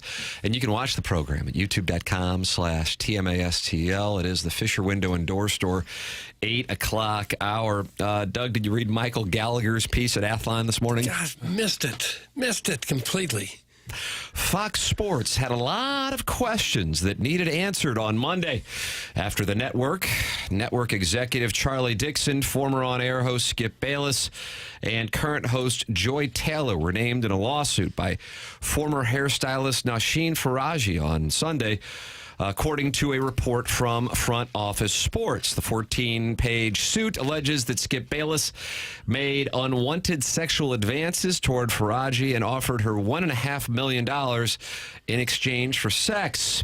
It also claims that that Dixon sexually harassed Faraji and that Taylor made racially insensitive comments toward her and slept with Dixon and fellow co-host Emmanuel Acho to advance her career as an on-air host. Fox Sports issued a statement on Sunday night stating, quote, "We take these allegations seriously and have no further comment at this time, given this pending litigation." So both Acho and Joy Taylor were on the air yesterday, Doug. Here is how Joy Taylor opened up her program. All right. I'm Joy Taylor here with Welcome to Speak. I'm Joy Taylor here with Keyshawn Johnson, Paul Pierce, and the playmaker Michael Irvin. It's Victory Monday for some and Vacation Monday for others, but for the ones who did have Victory Monday, kick them on the way out the door. Michael. Vacation, real vacations for some of them too, Joy, because some of them ain't coming back. Exactly. So they didn't touch on it there. Let's see what Acho had to say, Doug, on his program. Did you watch his show? No, I don't know who So she Acho didn't is. address it. That's right. Oh, okay, I was waiting for her to address it. What's up, family? It is a huge Monday show. Welcome to the facility. Now, it is officially in. The NFC and AFC playoff pictures are as clear as can be. You can see it. You got the Chargers, you got the Texans. You got the Steelers, you got the Ravens, the divisional rematch. You got the Broncos, you got the Bills. On the flip side, you got the Vikings, you got the Rams, you got the Commanders, you got the Bucks, and you got the Eagles, Shady's Eagles, and James Jones' Packers. Oh, he's not playing them today. So he quality stuff. He didn't. That was Martin. You always would talk about Jay Randolph Jr. doing a live read, and he would. Well, it was Krispy Kreme, I believe specifically, and maybe 60 seconds is the goal, and I think they went about 3.5. They got the donuts. It's good value. They got the They dip them in the fryer. Then they got the coffee, Doug. The coffee, you could put sugar in, drink it black. And they got the donuts and the coffee. And they got the Vikings and the Rams. And you got the Bills and the Broncos. Sorry, Tim, I don't have the copy in front of me. Was he just reading the schedule? So neither one. I thought the build-up here, I thought they addressed. So nobody's addressed it. No, it was just a little redirect, Martin. Okay. Just a little redirect. You got me. I got hooked. Skip Bayless also returned. He does a program now on YouTube and a podcast, and he is very active on Twitter with just a stream of takes. Unfortunately, the responses aren't necessarily to his takes as much as they are a wide variety of memes talking about his offer of allegedly $1.5 million to Joy. Is there anyone on earth you would offer $1.5 million for to sleep with? Anyone on earth? Jackson, where are you on Ella Reese? Yeah, well, that's the thing is having the capital to do so. Like, Well, when do you get your trust fund? 34. 34. So you will be liquid. Well, yeah, but that was an 8-month court case to get it a year early. And then you'll start spending like a drunken sailor on shore leave? Maybe. Like, how much money do you have to make before you do something like that? You know, that's kind of. Boy, so Skip Bayless was like giving sports takes yesterday in the wake of all of this and thought that would go well. Oh, he was just talking about Aaron Rodgers, talking about the Cowboys, and everybody's just carrying on like business as usual. Why does he have like his Twitter banner? I'm trying to do theater of the mind here. Is like an oil painting of him screaming. It's really weird. Any of you guys try to sleep your way to the top? Yeah, I can't answer that. So maybe? Jimmy doesn't need to. He's way too talented, Doug. Take it back. If you were Skip Bayless and you were accused of that, I didn't even work for anybody anymore. Wouldn't you come out swinging or just say this is all lies and my lawyer will be suing? Yeah, I mean it's one or the other. But he's given Mike McCarthy takes instead. That's important. Jason Whitlock did address it on his program. Jackson, I know you watch it regularly, and so you were able to find this audio. Here is what he had to say when Fox tried to pair him with Joy Taylor. Okay. That big rack of hers that she showed off constantly. It's just, and that peanut butter skin with that big rack. Oh. Like, Jay, keep your distance. That's going to get you into trouble. Well, she probably wouldn't be able to keep her hands off of him. Yeah. It's probably what is understood there, right? So there was his breakdown. He talked about it for about 9 minutes, but that was a common theme throughout the explanation. But he was not named in any of this, but he is bringing it up because he was attracted to her peanut butter skin. And that peanut butter skin with that big I don't rack. even know what that means. One of the horniest sentences I've ever heard in my life. He was wise to step away. I kind of just want to be in that meeting with Bayless's lawyer where Skip asked, should I come out swinging against this on Twitter? Should I say nothing? And his lawyer's like, no, just continue to give takes about NFL head coaching vacancies. Well, had he been giving takes, or did he just come out on Monday and start firing away, or had he been pretty consistent? I mean, I guess he's always for all I know, someone he has an intern who does that for make his takes. It was kind of like I always reference Dick Vitale when he was complaining once at Delta Airlines for screwing him over on a missed flight, but then clearly had a scheduled Pepto-Bismol advertisement tweet in the middle of it, and I always found it to be hilarious. In the mix of this thread, it was just in Pepto-Bismol with him holding it. Baby. Yeah, Skip Bayless has been tweeting nonstop, like this is not even happened. I don't know. I mean, if you are the bosses at FS1, what do you do in this spot? Because you're legitimizing the allegations by removing people and suspending them or just taking them off air. You know what I mean? So right. So I do have a great deal of sympathy for the spot from the executives not named in this, because how do you handle it? And they chose to go with just act like it's not happening and go with business as usual. And you probably have to approach it that way for now. You can't come on the air. And I'm Joy. Is her name Joy Taylor? Joy Taylor. I'm Joy Taylor. Now, you may have heard some of these allegations out there. Let me tell you, I mean, that would be probably damaging to the entire process. On live television, that would not be a great idea. Maybe calling into here would be fine. Well, we got an allegation coming in here, and this is unfortunate. I heard Tim tried to sleep with that Doug Vaughn at Channel 4, but Doug was playing hard to get. That's from Marsh's burner. Well, you got the Lions, you got the Vikings, you got the Rams. I want to hear that again. Eagles. That's how, if you want to make it to network TV, Doug, that's how you open a show. Can I hear that again, Jackson? Okay. This is how you get people fired up. You just list the teams? Yes. Yeah, the games. Okay. What's up, family? It is a huge Monday show. Welcome to the facility. Now, it is officially in. The NFC and AFC playoff pictures are as clear as can be. You can see it. You got the Chargers, you got the Texans, you got the Steelers, you got the Ravens, the divisional rematch. You got the Broncos, you got the Bills. On the flip side, you got the Vikings, you got the Rams, you got the Commanders, you got the Bucks, and you got the Eagles, Shady's Eagles. Okay, just list the teams. That's right. With some hard-charging music in the background. Blues have the Wild, and they come home, Columbus, and then they play in Anaheim, and then they have Calgary back-to-back for whatever reason. Calgary twice in a row. Yeah, a little back-to-back shoot. I never get those studios sometimes for some of those analyst shows, like in Joy Taylor's clip. Paul Pierce is sitting on a bench, in the studio, up against the video board. It's just why are we standing up and doing this? I don't get why. I don't know why the need for all these panel shows and analyst shows. I like highlights. Panel shows. I like SportsCenter just being on all the time. The facility. What's the other? They have all these. I can't. There's a breakfast ball. I don't watch a split second of it. The only appointment sports television for me outside of Sports Final. Thank you. Is Scott Van Pelt SportsCenter. I wake up in the morning, and if he was off the night before, I just go, okay.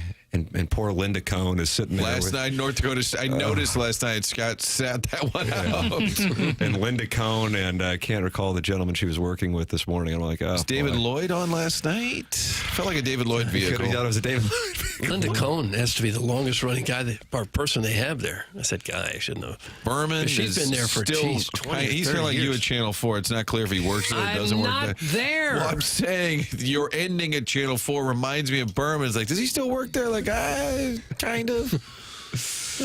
But David Lloyd's been there a long time, too. I would have to think it's Linda Cohn. I would think. I don't remember ESPN when she wasn't there. A little after her. Lou Palmer is gone. Remember him? I don't remember Lou Palmer. Was that Charlie? He was like the first. Berman? Yeah. I got it as Berman started in 1977. Sure. Yeah, he was original. I guess the question is whether he's still. I think he just does a little bit. I tried to get him on the podcast, and Trey Wingo said he just doesn't do that. Oh, is that right? And I said, "You want to ask me?" He goes, "He just doesn't." This is Chris Berman you're talking about? Yeah. Albert Winnie the Pooh-Holes. Blah, blah, blah, blah, blah. Tim McKernan, Doug Vaughn, Martin Kilcoyne, Jackson Burkett, and Chairman Kurt. When Doug has takes, he sports the EDF hot take mittens, and man, they look sharp. There is nothing more sophisticated than prop comedy, and those hot take mittens lend themselves to it. Yeah, I'll get them out. Where are the mittens? There they are. Mark 10, there they are. Do you want to support the EDF Group as a sponsor of TMA? It's real simple. Do you have a fire extinguisher where you work? The answer is yes, you certainly do. So please email the EDF Group at fire@theedfgroup.com so a technician can come out and explain to your team how the EDF Group can save your company money. Again, that email address is fire@theedfgroup.com. The EDF Group's hot and will prevent your facility from having hot fires. Experience the EDF Group difference. Learn more at theedfgroup.com. Email in for our design, air, heating, and cooling email of the day, the morning after, at InsideSTL.com. Really a star-studded leaderboard here so far in the month of January. Buck Swope with a win, Misty Plops with a win, and Doty's Takeaway with a win. This is really impressive. This is fun. This is like an Augusta National leaderboard heading into the final round. So you can compete with the greats the morning after at InsideSTL.com. That is coming up at 10:45. This is TMA, presented to you by Brown & Croup and Fisher Window and Door Store, 8 o'clock hour on 101 ESPN and the TMA STL YouTube channel.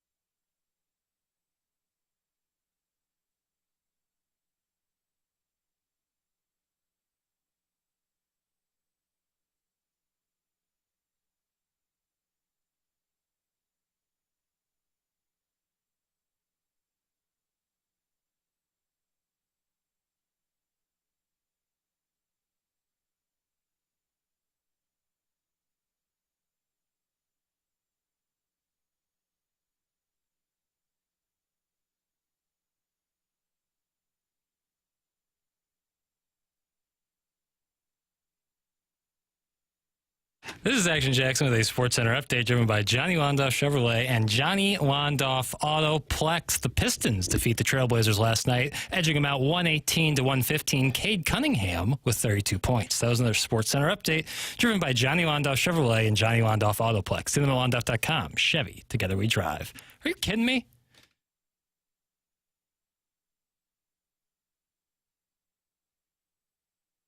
It's Teammates 101 ESPN. Tim McKernan, Doug Vaughn, Martin Kilcoyne, Jackson Burkett.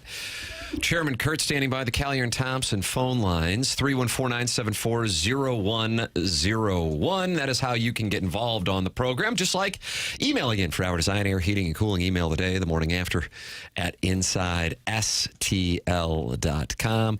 The 101 ESPN app is presented to you by Dobbs Tire and Auto Centers. Jackson, you've got some wonderful audio that you have pulled here. What would you recommend that we go with of this incredible selection that you have pulled? I think you like the Rex Ryan audio the most, but I could be off. When I heard that, I was like, is this like a AI generated? Because he's on a long list of people who have been interviewed by the Jets for their head coaching job, and it seems like in Rex Ryan's mind, the job is already his. You think you're going to get this job, right? You think you're going to be the next head coach of the Jets? Oh, 100%. Absolutely, I do. And the reason I think I'm going to get it is because I'm the best guy. And it ain't close. The thing that you have to do, you have to connect with a football team. You have to connect with your fan base. And the way they play, that's the most important thing. Not just the X's and O's and all that. Look, this Ben Johnson, I love him. I absolutely love him. But I'm a better candidate for this job than he would be. Okay.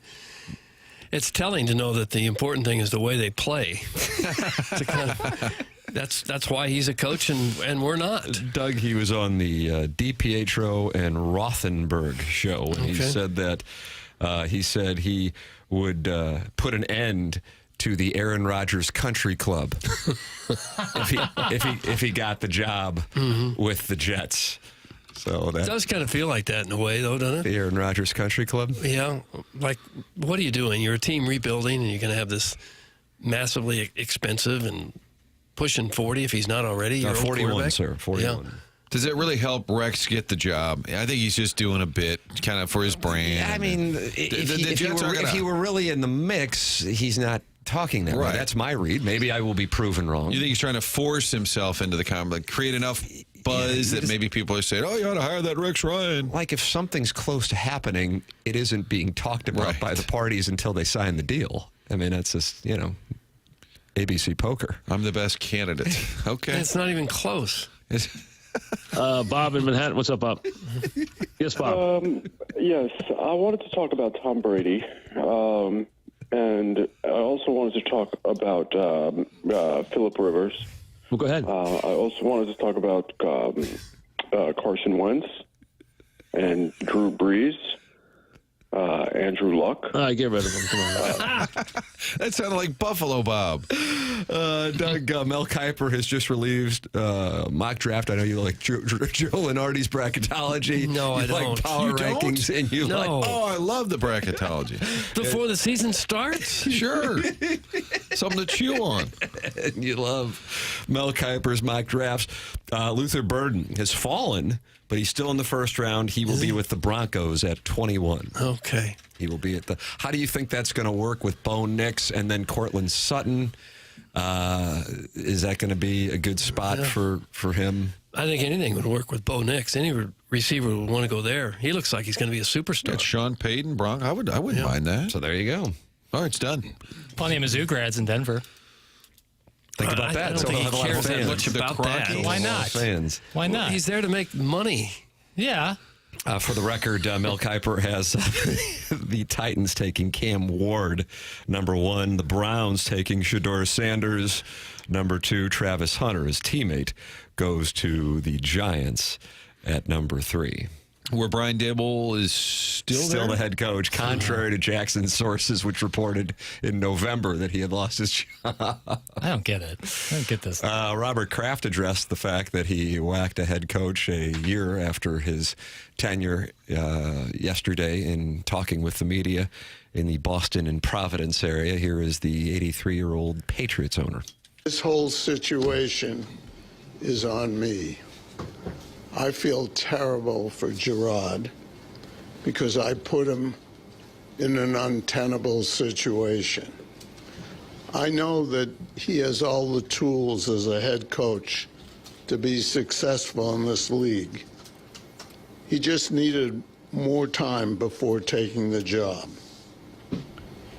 In the end, I'm a fan of this team first, and now I have to go out and find a coach who can get us back to the playoffs and hopefully championships. A lot of energy, Doug. Well, he's the guy who both hired and fired him, and he's saying, like, I feel so bad and I take responsibility. Who else is responsible for firing the man? You fired him. Also said, he loves Gerard Mayo, obviously, former player.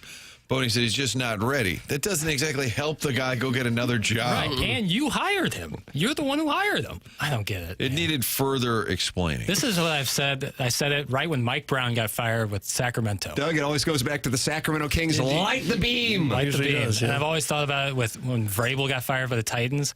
Like, these GMs and these owners are the ones who keep making time and time again bad hires or the wrong hires at the wrong time.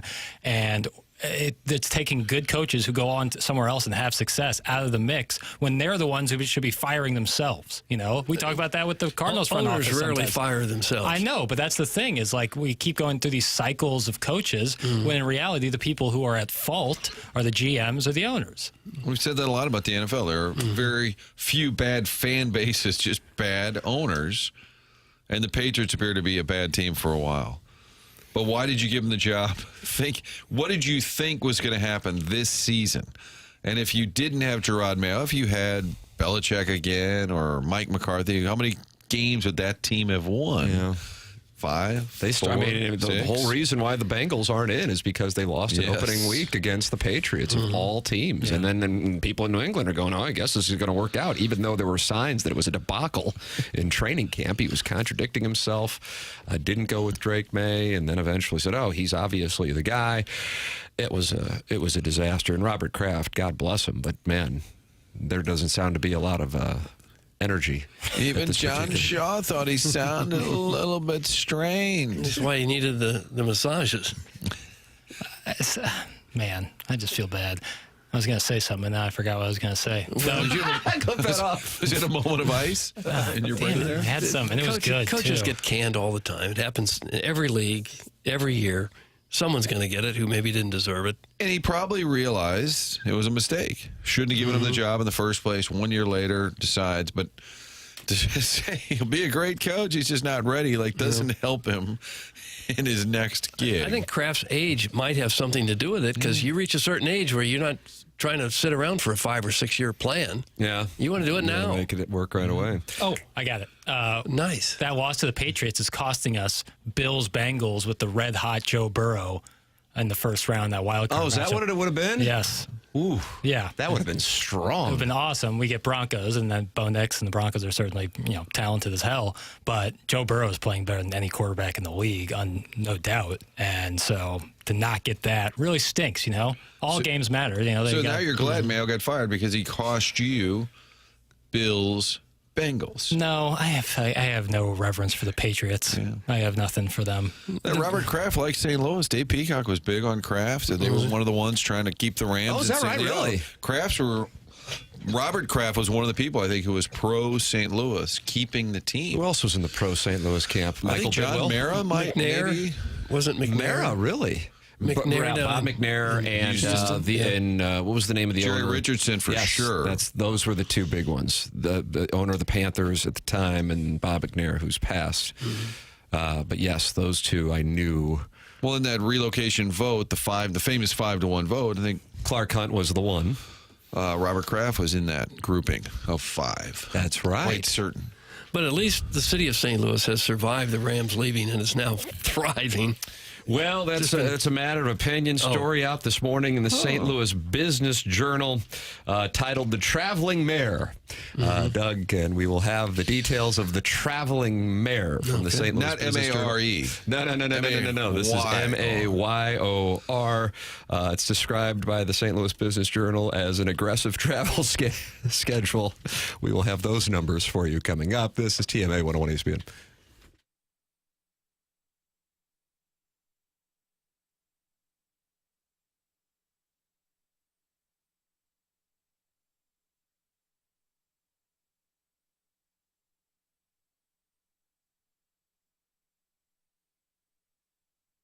Hey, this is Tim McKernan for Stewart's American Mortgage. Everyone knows him as Stewie, and I'm here to tell you, when you think of Stewie, you should automatically think about service because he is the best at it. How about the service you're going to get when you can call him on his own cell phone?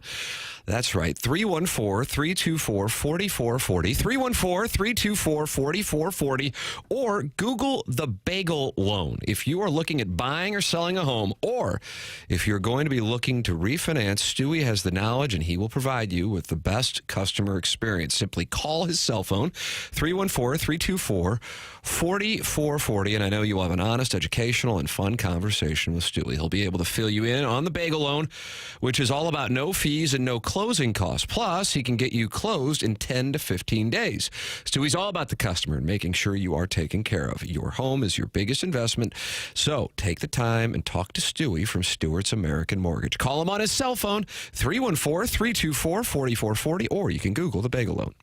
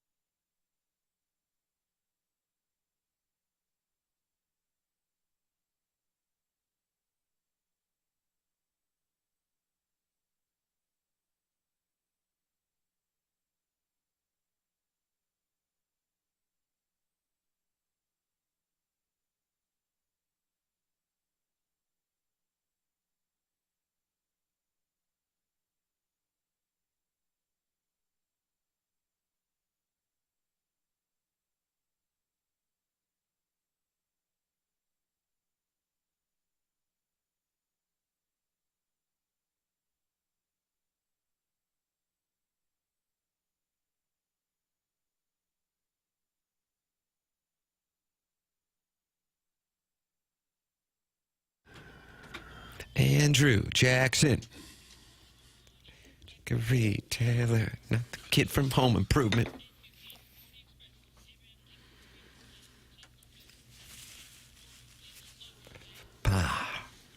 We're getting ready for President's Day around here.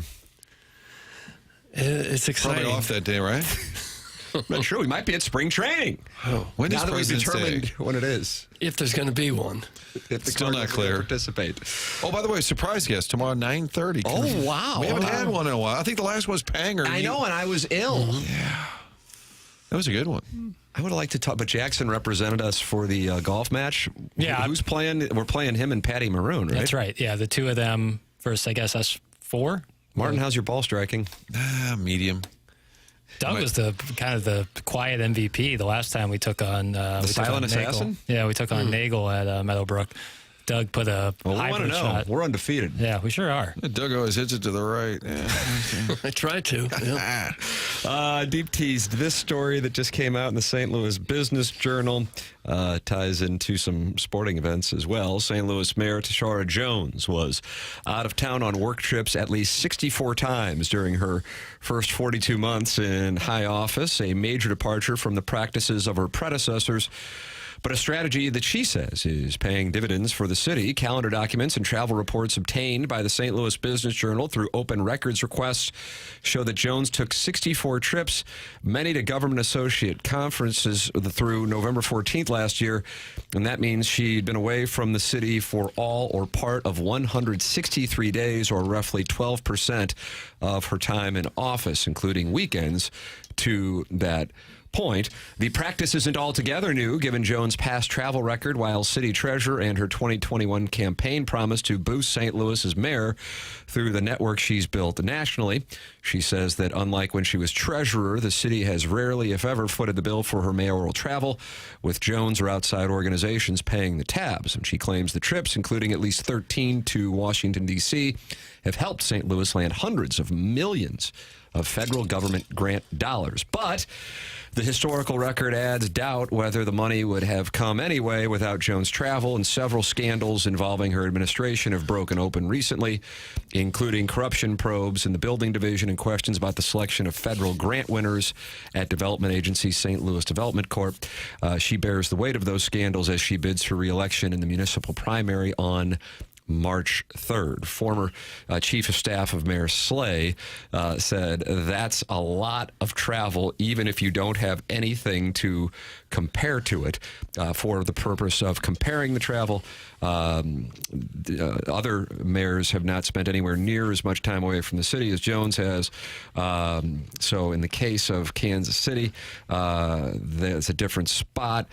Predecessor Lyda Crewson averaged a little more than 4 trips a year during her lone term, according to city reports, while Francis Slay traveled even less. So, Doug, that is the story on the front page of the St. Louis Business Journal this morning. Well, I think you want your mayor to get a lot of frequent flyer miles. Apparently that's what's happening. Like one of those Friends Fly Free deals? Yeah. I suppose if she can document that she's making these trips to Washington to get grants for St. Louis, that would be worthwhile. If she cannot, then it would appear that she's just doing it for pleasure.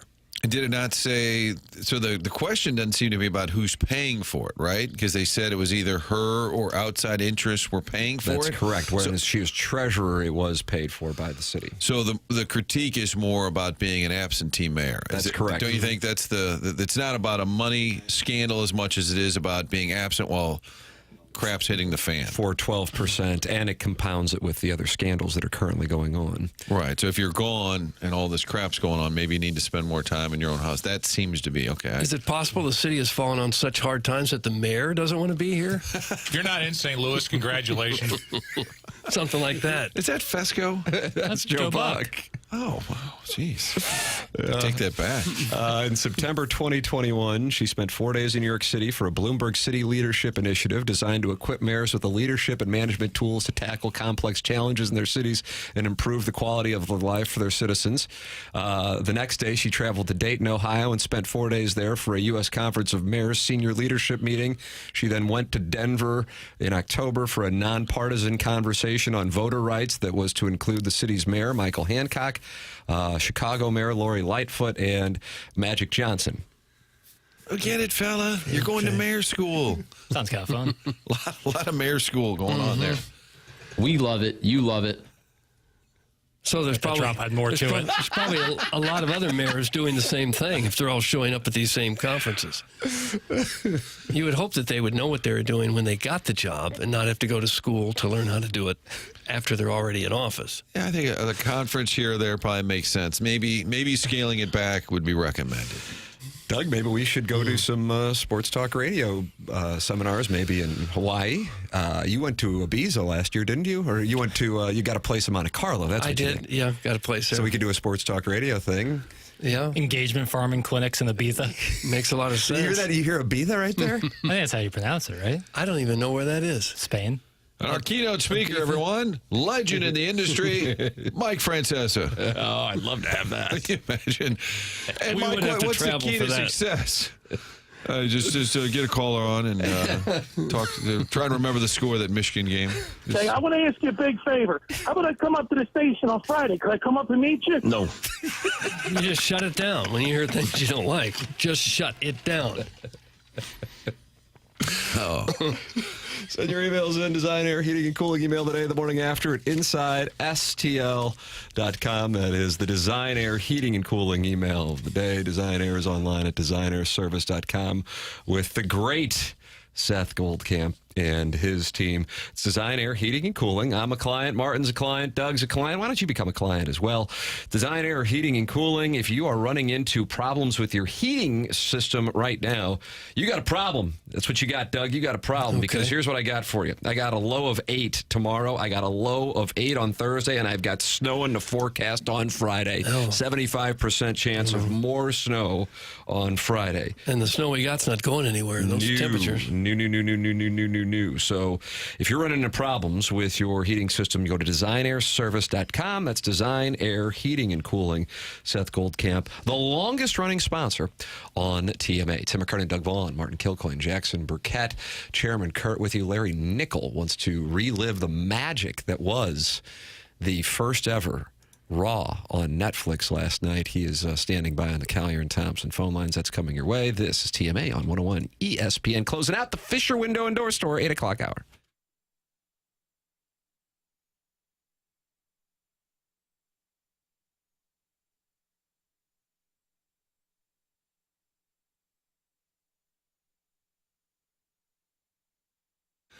Love telling you about that Schnucks Rewards program. I know these guys are all degenerate gamblers, but for me, I like going through that checkout aisle and type in the old rewards number and see how many dollars are just sitting in that account. You can use them any way you like. The rewards program at Schnucks has been a huge hit, and now it's getting personal. They have completely refreshed the program to add more personalized touches with new perks just for you. Get the personalized savings, which are basically custom deals on the items that you buy most. You'll also get personal double points days. Earn 4% back on your entire cart, plus a free freshly baked donut on your birthday. If you're already a member, you'll start seeing these benefits in your Rewards app. If not, perfect time to sign up. Download the Schnucks Rewards app to get started. So many great deals on there. Real simple. When you shop at Schnucks, type in number there, get your rewards as you're checking out, and you're getting paid back while you're buying your groceries. Schnucks, the neighborhood hangout. You already go there anyway. Make sure you register, sign up for the Schnucks Rewards, and get those personalized savings, double points days, all coming to you at Schnucks.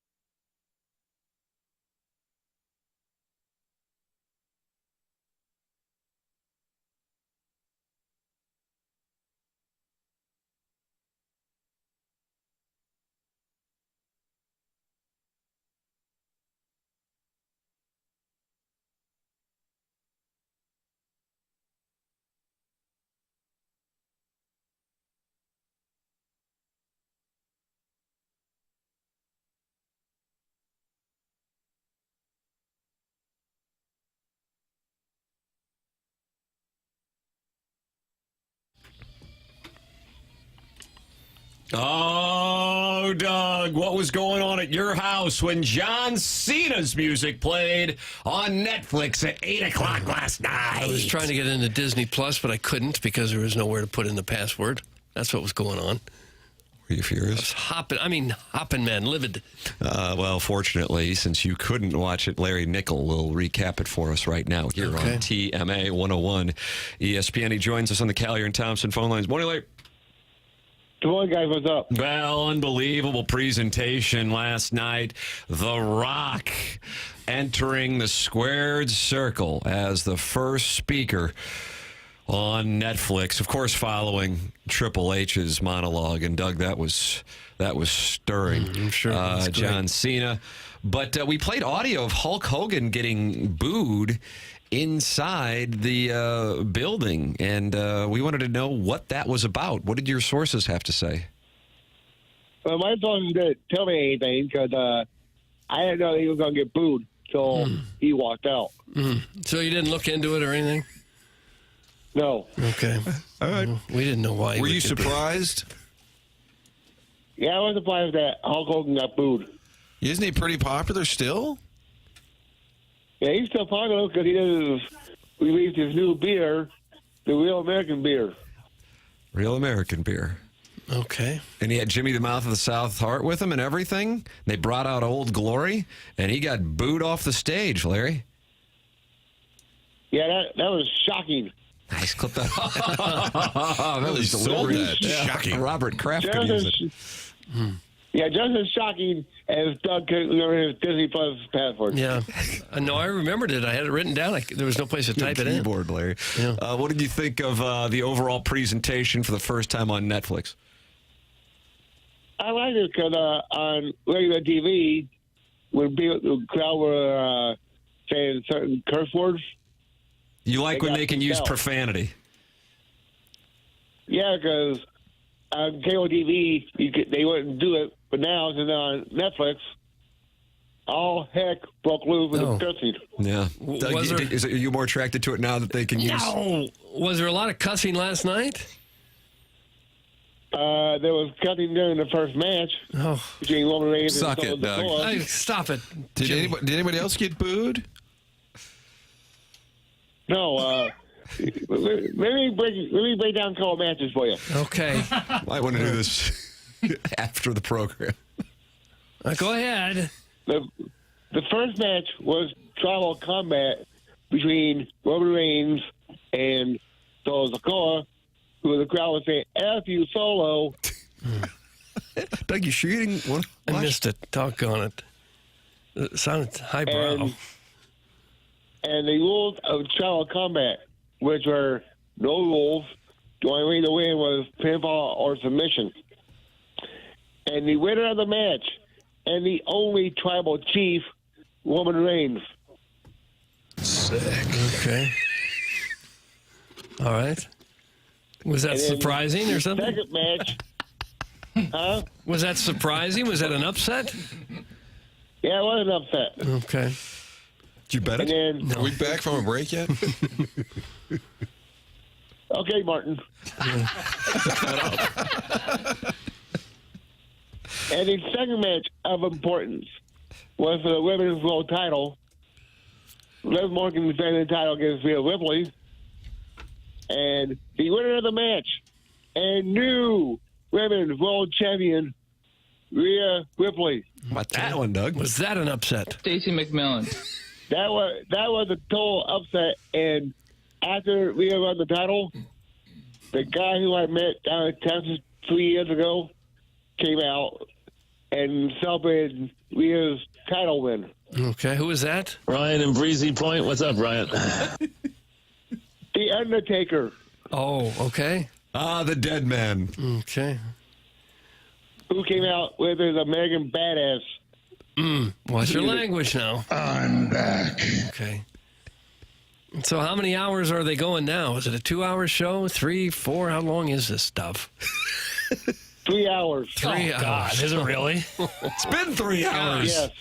Nice show prep. But there's no ads, right? If they're doing No, they have ads. Okay, all right. So they're doing commercial breaks. All right. Larry, do you have the top 5 countries in the world at your disposal? Yeah, that do till they fasten. Problem. Number 5 will be Australia. Number 4 will be Switchboard. Fax machine. Taking calls. Number 4 will be Mexico. Nice. Number 3 will be Brazil. Number 2, Canada. Number 1, United States of America. Yes, there it is, Doug. It's going to be a big 2025. Larry, God bless you, and God bless these United States of America. I got one of America. There he is, Larry Nickel on the Collier and Thompson phone lines. Doug, you like what do you? So you like bracketology?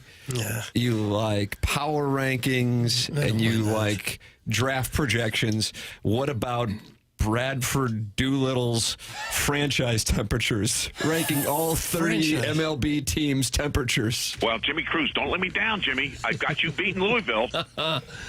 I guess I don't get it. The temperatures of what? Like let me read it. It was just posted on ESPN.com. Is your favorite MLB franchise getting hotter or colder? God, they're desperate for content. Absolutely desperate. Yeah, this is early January if I've ever heard of it. Or is it stuck in the tepid middle? This time last year, we took a literal stance on such questions, assigning a team's temperature to each club that serves as a state of the organization snapshot. So the Dodgers would be like a 90 or something? Great question, Martin. Trying to get the scale here. The Dodgers are 215.1 degrees. Oh, boiling. 0.1. He put 0.1 on That's there. right. So, yeah, boiling And hot. they are the hottest team. The coldest team. It's not here in St. Louis. It's in Pittsburgh, 17 degrees. Oh, gosh. Where are the White Sox? Good question. The White Sox are down there as well, but they're actually ahead of a number of franchises, which is kind of surprising. They're 24th. They're 37.2 degrees. God, this is nonsense. This is utter nonsense. They're thawing out.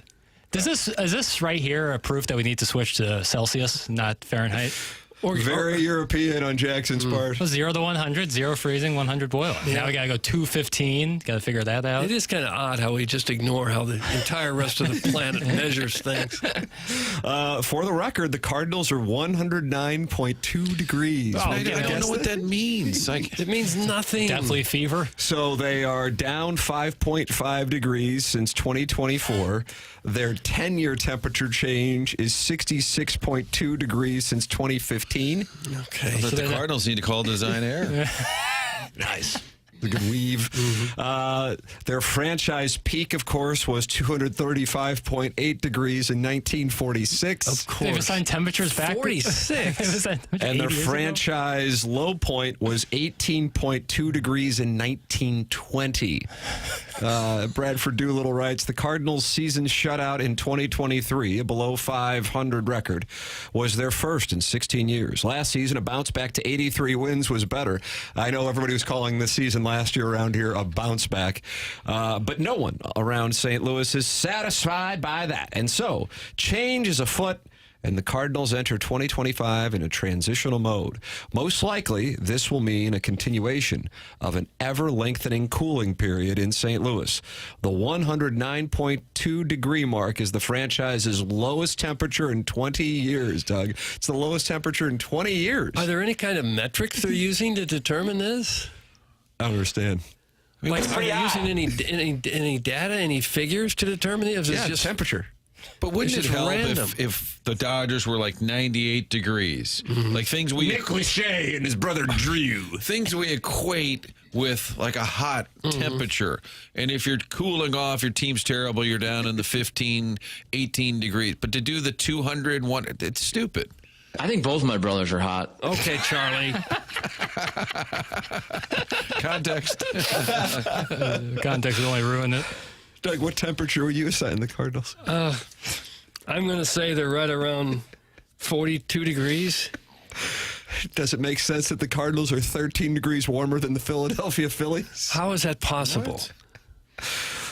Or the 2023 world champion Texas Rangers? The only team the teams the Cardinals are behind are the Red Sox, Braves, Yankees, Astros, and Dodgers. Maybe he sees something for this upcoming season that we don't see. And he also implied that the Cardinals were at their very hottest in 1946. Yeah, 1946, WW2. Wouldn't you say they were at their very hottest maybe in 82 or something? 67? I would actually say, and I think I can defend this take. 2000 through 2006, you got 2 pennants, a world championship, and you were in the NLCS in 2000, 2002. No, you're using real facts and data. I apologize. You're just supposed to come up with something like, oh, but it felt like things turned in 82. They had a tough campaign when they lost out to the Phillies in 83. Do you guys prefer Nick Lachey or Drew Lachey? It's a good question. We'll take your calls, 314-974-0101. You can also talk about it in the YouTube chat. Ted G says, I'm 165 degrees. Yeah, I guess that's probably about right. Edmund's friends with Nick Lachey? Yes. I want to say. That would be a big deal. The cat said he got sideways with Edmonds one time when he brought Nick Lachey on for a pregame interview, and Edmonds came on the pregame show because Nick Lachey was going to be on, and he opened up the segment by saying, you want to know how you can make a 30-year-old Major League ball player giggle? Bring a boy band on the pregame show. And the cat said that. And Edmonds was not amused. And Edmonds goes, not funny. The top goes down and the bottom goes up. You know what I mean? Okay, ball game. What former boy band member would you most want to see on Cardinals pregame? Wow, that's a great question. Boy, I was always attracted to that Stan from 98 Degrees. Stan? I felt like he was. Stan was in 98 Degrees? Yeah, of course he was. Nice show prep. Is his real name Jeff Timmons? Like DBA Stan. I'm looking up the members of 98 I Degrees. can't get over Joey McIntyre's blue eyes from New Kids on the Block. They are stunning. Whoa. You can't get over That's it? Joey Lawrence. Oh, sorry. It's Joey Lawrence. This whole thing was, whoa. Guys, I'd give Doug a 31.5 degrees Fahrenheit. I'd give Timmy 213 degrees Fahrenheit. I see you, Tim. Tim, winky face. Doug above freeze before the Disney Plus admission. That's from Big Blonde Dan. Okay. Janet is on the Callier and Thompson phone lines with the temperature rankings and also 98 degrees talk. Janet, good morning. You're on 101 ESPN with Doug Vaughn. Yes, hello. How are you? Oh, Wonderful. doing fine, How are you, Janet? You staying warm? Trying to. Yeah, we're staying inside. That's how you do it. Well, I'm thinking that the Cardinals are going to warm up again as soon as they get rid of Mo's philosophy and start playing Cardinal baseball again. Really? That's people will go back and they'll start seeing exciting baseball like we had under the Tony years. The Cardinals were hot under Tony. They've cooled off under Mo, and they'll be cold as long as they keep his stupid philosophy in place. What kind of changes would you like to see made this offseason? I'd like to see him play ball. I'd like to see him pitch, not just see how hard they can throw and throw their arms out at a young age. I'd like to see him hit the ball and just try to get the ball in play or try. And defense, good defense. I want to see action on the bases, not just sitting there yawning and yawning, waiting for a damn home run. You know, you got to have action on the bases. You got to have action during the game. Janet, are you taking questions? Sure. Where are you right now? I feel like I hear some activity in the background. Oh, it's you. Oh, your radio's on. Oh, wow. How about that? That's nice to know. I'm sorry. No, it's okay. We were just curious if you were at the neighborhood grill or something. Yeah. Oh, it was just you in the background. Was your favorite era of Cardinal baseball Whitey ball? You like the action on the base paths, Janet? I like that. Yeah. I just like them to play baseball. I just get tired of all this analytical crap. Well, that's baseball for the 21st century, unfortunately.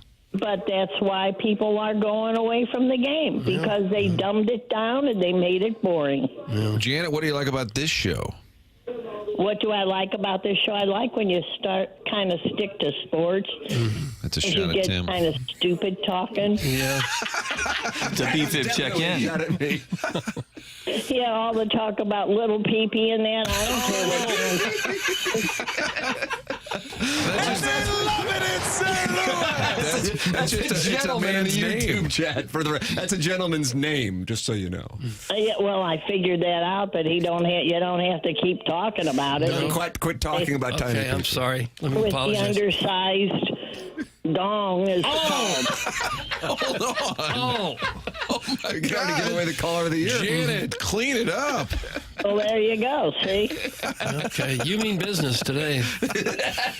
Oh, this has made that. And This you're has been a slow bored, day. that's why. Well, we had the North Dakota State win last night. Right. We had Bradley Beal getting 25 off the bench for the Suns. He might get traded. And other than that, we had you calling in, so we're ready to roll. Well, there you go. Janet, don't be a stranger. Thank you so much. Hey, you guys take care and be careful on the highways. Thank you, Janet. There is Janet. She's not a fan of She let tiny us have it. pee-pee. The underside. Do you know we have the best fans in baseball in St. Louis? Oh, that's awesome. Is that Joe? That was Stingray. That was Stingray, big Mississippi State guy. Oh, they are enjoying it in the Air Comfort Service text inbox and the YouTube chat. All hell is breaking loose. See it coming. Janet, your Milagro tequila is on its way in the mail. That's from Flip Wilson. Big Tough says caller of the year. Mr. Sider said Janet just made me piss my pants. Recovering alcoholic says, can I sponsor Janet's weekly call? And please, I will pay anything. So the listeners are on board with Janet, Doug. She's not on board with tiny pee-pee. Well, how could you blame him? She wants to see them play some baseball, and that's reasonable. Talking about the underside. When she doubled down on it, Providing examples. Yes. Doug, you know anything about Munganess, St. Louis Acura, Munganess, Burkhardt, Alton Toyota? Well, I do. I know a lot. I've been going there for several years now, and you should too if you haven't before. It is so important to have a dealership where you can just trust everything they're going to do, where you got a car, guys. Something goes wrong with your car, you know where you're going to take it. You know you're going to be treated great there. And you know there's a special phone number that gets you straight to the muckety mucks. I'm going to give that now. 314-252-0029. Here it is again. I didn't think you wrote it down. 314-252-0029. That will get you straight to Jamie Burkhardt or Peter Munganess, maybe Ryan Seiberg. They're in the service department. He runs a service department. These people want to make sure that our listeners get that little special care when they bring their car in for maintenance. Even if you didn't get your car there, it's great to take your car there to get it fixed. Wonderful little waiting area if you can wait, if it's just an oil change. They got a great array of snick snacks. They got some drinks there, big screen TVs. You're not going to want your car right away. You want to just settle in and enjoy the ambiance of a Munganess dealership. That's Munganess St. Louis Acura. That is on Manchester Road, just a little west of 270. And then there's Munganess Burkhardt Alton Toyota for the North County folks up there in Alton. Either dealership, just fantastic. Great people that run it. When you go there, you're going to say, well, I got my car guy now. Again, the website, stlouisacura.com and altontoyota.com. Can I nominate Janet for the Listener of the Month? That's Chunk in the Chuck. Janet, is she eligible, Jackson? Yeah, she just has to sign up on TMASTL.com. Do you think Janet will go to TMASTL.com to register? Because if so, I mean, she could be a force in the Milagro Tequila Listener of the Month for January. I sure hope so. It's very easy to sign up. If you're out there listening, to sign up, you just head to TMASTL.com. It'll take you about 90 seconds. And you can. Is that right? It's only 90 seconds? Yeah, you can keep your anonymity, and then you're signed up to be the Listener of the Month. And I hope Janet signs up because she certainly has a strong case as we are just a week into the month. Yeah, she really established herself. I'm voting now. But I like to vote early. Mail in. Yep. For Jackson's Papal Conclave. If you enjoy the Some People Like Some Things hoodie I am wearing, it is available for you at TMASTLshop.com, along with Jackson and I wearing matching stocking caps. You like that, Doug? Stocking caps? I guess stocking so. hats? Yeah, toques? I always called it a stocking cap. Yeah. Hoodies, T-shirts, quarter zips, all kinds of things available for you at TMASTLshop.com. And I put out the, help wanted. If you are a graphic designer or you just have ideas for merch, and it doesn't even have to be TMA. It can be St. Louis-centric. We are expanding the TMA STL shop this year, and Doug will be paying. So if you're interested, email me at tmckernan at InsideSTL.com, TMCKERNAN at InsideSTL.com. Tim McKernan, Doug Vaughn, Martin Kilcoyne, Jackson Burkett, Chairman Kurt. Can you match Janet's phone call? Calling in the Callier and Thompson phone lines, 314-974-0101.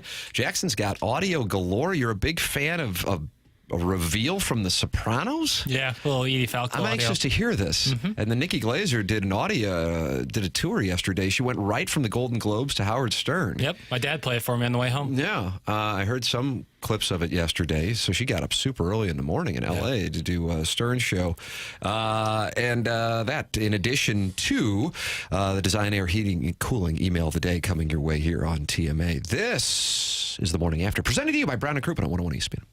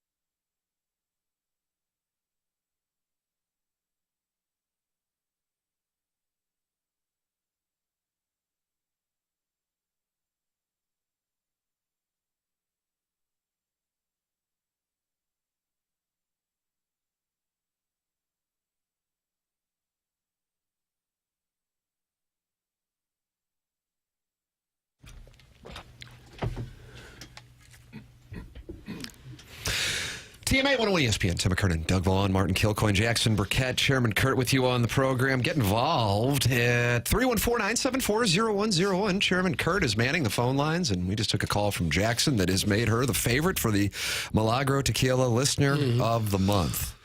Well, some fans just get it. They just know what the Cardinals need to do, and that's play some ball. They got the base running. They got the bats. Mm-hmm.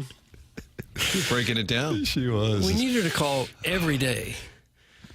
That was unbelievable. I think that would be helpful. I enjoyed that. And then she kind of told us to clean it up. I was a little surprised you liked this show. That's why I kind of wanted to query her just a little bit. Yeah, she was not on board with Balloon Party when Jackson and I debuted here. Doug, was that 3 years ago? I don't know. 2022. Get in line. But I guess maybe we've won her over, but she's not a fan of Tiny Pee-Pee. John Scores says he wants TMA bobbleheads. Doug, would you like bobbleheads? Mine would be a little concave on the left side. Well, I guess, but I think when you make those, you have to make like 1,000 of them or so for the manufacturer to but there's like worth their at while. least 14 people listening to us. Well, I don't know. I guess we can make our own. Got a spring with a little egg. We could paint an egg. Yeah. Unless you collect them, is there a real thirst for bobbleheads out there? It's kind of odd that they've become so popular. I mean, I think they're fun. And they're as a giveaway. I usually turn them down at the Cardinal game, no offense, just because I don't. Well, I don't want to. You're too good for a giveaway. I just don't want to carry around that damn box the whole time. Because you're carrying around some libations, right? That's you. A little libation. And then usually if you're going to a night Cardinal game, you're going to go to a bar after where you're going to be at a bar. Yeah, and you always start the wave, and you don't want to have that in your hands when you're yelling at people to. Right, I start the wave, and then and then I like to kick around the idea of charging the field, running on the field, because I think it's high upside. It's really great. Yeah. Sometimes there's people that will buy that bobblehead from you right outside the stadium when the game's over. I've encountered that a few times. Yeah, I don't even want to do that. And you can almost always go on eBay and sell it for $40 or $50 from $50? I'm going to pay $50 for like a Kyle Loesch bobblehead? Well, I don't know about Kyle Loesch. No offense to Kyle Loesch. With an active fist? Yeah. Now that might be worth $50. Jackson, you deep teased this audio. I can't wait to hear it. I hope it lives up to it. What do we have here? So this is Edie Falco on the... Edie Falco. You know Edie Falco, Doug? Sure. Carmela on The Sopranos, Nurse Jackie. She was on, what was that show? Oz. She would be on Oz and Sopranos back to back in the early 2000s. And J.K. Simmons was a top? Yeah, he was a white supremacist top man. Oh. It was a rough character. Why does an actor accept a role like that? He's really good. Just what I need for my career. And it's a great show. Ned Beatty chose to be a hunter who bottomed. He's a bottom man. He didn't choose to be that, but he did take the role. He did. And then later on, he played Sean Astin's father before he sacked a quarterback at Georgia Tech. It didn't matter what he did later on. All you could see was he in the woods, suey pig. Squealing? Yes. Big Sam Pittman guy. I mean, that was a career changer, wasn't it? It's a big movie. It was a great movie. Good money. For everyone but him. Yeah. That's a good movie. I like it. It was a fantastic movie for everybody. But it's a good script. Doesn't it scare the bejesus out of you? Yeah, it's tough. That actually happens. Do people really think it happened to Ned Beatty? He's portraying a character. I don't care. You still don't want that. We don't think of it as a character. We think of it as him. Would you rather be Ned Beatty in Deliverance or J.K. Simmons in Oz, being a white supremacist top man? I didn't see that. Take your calls. Yeah, Janet, call back. But Edie Falco was on that show. She was on Oz. Oh, we're talking about He's Edie bringing Falco. it back. Mark, you see how he brought it back? Okay. The best. She was on the Roommates show, which is Josh Hart and Jalen Brunson's podcast. They play for the New York Knicks. And she's a big Knick fan, so she was on their show talking about some behind-the-scenes stuff with Sopranos. Okay. It's a mob show. People get killed. You know what I mean? So we would, all of us panic when we'd get the call from David Chase, who would say, I'm sorry, I just want you to know you're getting killed. Episode How soon 6. Before that would people find out? A couple episodes beforehand. One particular guy, I won't say his name, but we started getting letters to the production office. How could you kill off this guy? We love him, from all over the place. Turns out it was the actor sending letters to the production office saying how much they can't believe they got rid of this guy. He was the best character on the show. He was trying to get them to rewrite another one. That's right. Come back as his twin brother. Jackson, I'm sure you have a theory as to who this was. I can't wait to hear. Because Jackson, as you know, Martin, he owns goodorbad.com, so he's kind of tied into Hollywood. I think the first place people's minds, certainly or my mind, went to is Sal Bompancero. Can I say his nickname? You think that's all right? If I'm not, it's like that was his nickname. Probably shouldn't. Okay. If you're asking it's a the question. 5-letter word for cat or kitten. Yeah, big 5-letter word for cat or kitten. Sal Bompancero, who... Because he got shot in the chest on a boat. Spoiler alert, yes. It was over 24 years ago. I agree. That was the end of season 2. But he would come back a lot. There was a great Christmas episode. So did Dre De Matteo. Yes, Dre De Matteo. You got to hope for the flashback scenes if your character gets whacked. Dre De Matteo is where my mind went. So your theory is that a guy. Oh, you're right. Wow. Martin, you want to invest in goodorbad.com? Well, it couldn't have been not Beansy. Beansy didn't die. He just got crippled. There was Spoons and his brother Philly, but Philly, they were already twins on the show. He played both characters, so if one got killed, he was fine. So I'm going to go Sal Bompancero. I agree with you on that. Yeah. I would agree with you on that. Because he was a major character. Yeah. The story was that the actor was so upset they're off the show, they were sending fake letters in. Well, there was always a story around with David Chase, the creator of Sopranos, that if you wronged him or spilled like a little coffee on him or something that you might get whacked in the episode coming out. Is that right? Like you always had to like walk on eggshells around him because you knew he held your fate because the show's being watched by millions upon millions of people who do crazy things for your career. And if you mess up and get whacked in an episode, because people got to die, you know, this is Sopranos. Did he write all of it? He was the showrunner and creator, so I'm sure he was involved in every single episode, writing it.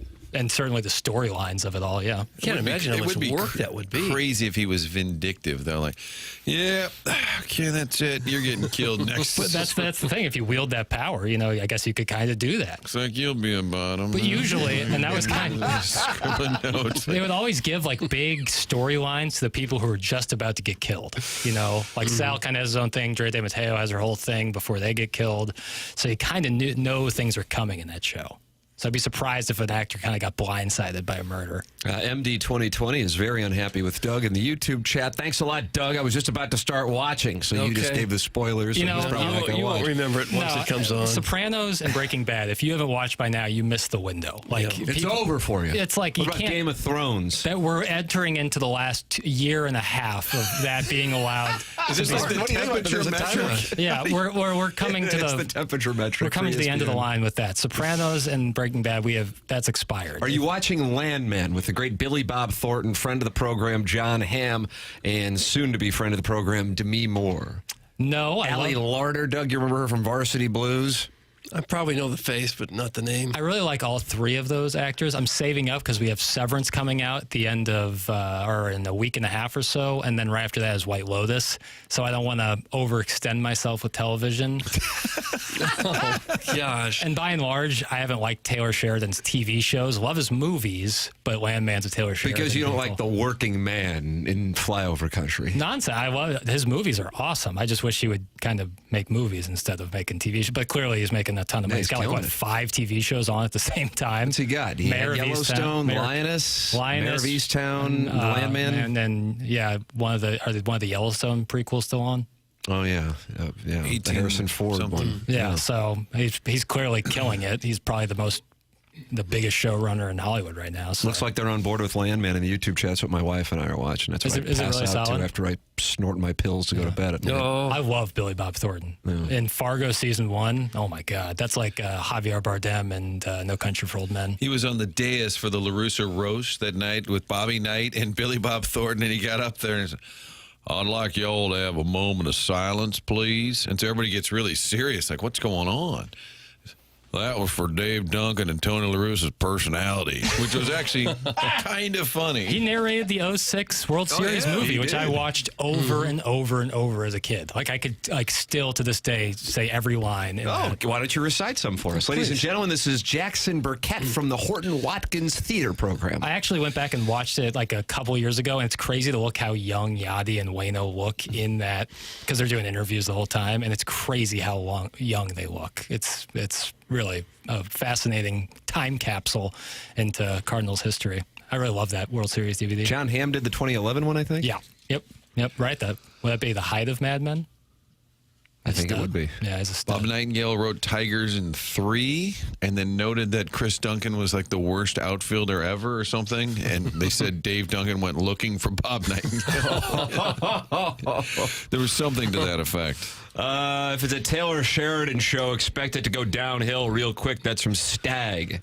Is that the reputation for Taylor Sheridan, Jackson? I mean, you're tied into Hollywood. It feels like the reputation for most modern television shows is it can often start out red hot, and then it gains so much popularity they got to speed it up. I do agree with that, actually. They got to speed it up. And sometimes, especially like they make these TV shows now look like movies. Like watch Game of Thrones or House of the Dragon. It looks like a movie every single time they're doing it. And you need some time with that stuff. Like House of the Dragon has come back for 2 years. I'm glad. Make it good.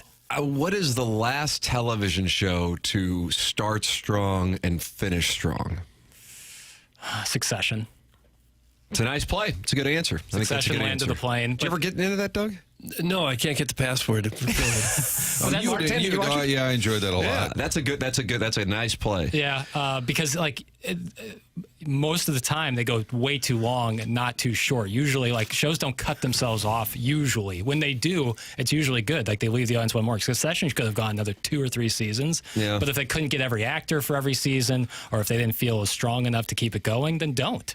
Like, just finality is okay. That was my beef with Deadpool and Wolverine. Finality is okay. Finality is They okay. only had 4 seasons on Succession. Right, exactly. Like a show like that was doing that kind of numbers with that much cultural engagement. I'm sure HBO was like, please keep doing more. And Jesse Armstrong's man, like, that left me wanting more. Succession. Yeah, so I didn't want it good. to end. That Brian So Cox, good. remember the principal in Rushmore? And the chief in Super Troopers. And I he's did not and he's remember going that. all out in it. It's great. I love The it. Sopranos having the run that it had to go 99 to 2007. And I know there was some time off in between, but it was 6 seasons, 86 episodes. And I think that the final episode is now appreciated more than it was in the moment. Yeah. I certainly would fall into that category as somebody who appreciates way more now than I did when it happened in 2007. I think Breaking Bad was strong from start to finish. Yeah, Would you for agree sure. with that? 100%. Yeah. But I agree that you have these shows that, what do you call it, the cultural zeitgeist? Yeah, grabs a hold of. You like that, Doug, when he says cultural zeitgeist? No. And So then they just fall off, and they're tainted by that. I mean, certainly Game of Thrones would be one. I think Yellowstone had that happen. I didn't watch Dexter. My wife watched Dexter. I know a lot of people hated the way that ended. I guess it's come back. Doug, you didn't like the way Different Strokes ended. No. So Furious. It's That's what they all did these with shows Gary are Coleman. an hour long. Like, that's a long time to be sitting with a television show. An hour an episode every single time. TV used to be 30 minutes exactly every time. As the window passed on Welcome Back, Kotter, if I wanted to go back and Gabe Kaplan. digest it from start to finish. I won't ruin that for you. I think they're Doug will do mostly this for us. dead. Well, still holograms. It's amazing to me how much more work there is today for actors, camera people, writers, everyone in that industry. You know, there was a time when there was 3 networks that were cranking out TVs, and you get a couple of new movies a month, and now it's just you're just bombarded, deluged with stuff. You can watch movies forever on your TV, on your home TV. Yeah. More content that you could ever plow through. You know what I watched last night, boys? There was nothing Winnipeg, doing. Calgary. I did not. Landman? This was with my 7-year-old son. Initials? C. You watched Christmas. That's just the show? It's named Christmas? Hold on. C. C. I'll give you this. Crash. Carrie? You watch Carrie? I wouldn't do that. 3 syllables. Second letter, please. C. A. Carefree. Carefreeness. Cry Macho? Clint Eastwood, bad. Catherine. You watch Catherine. Did not watch Catherine. 3 syllables. No, it is. Well, but it's not what we watched. Okay. Caras. D. Cadillac. Oh, Caddyshack. Caddyshack. So Yes, good. indeed. Never Okay. fails.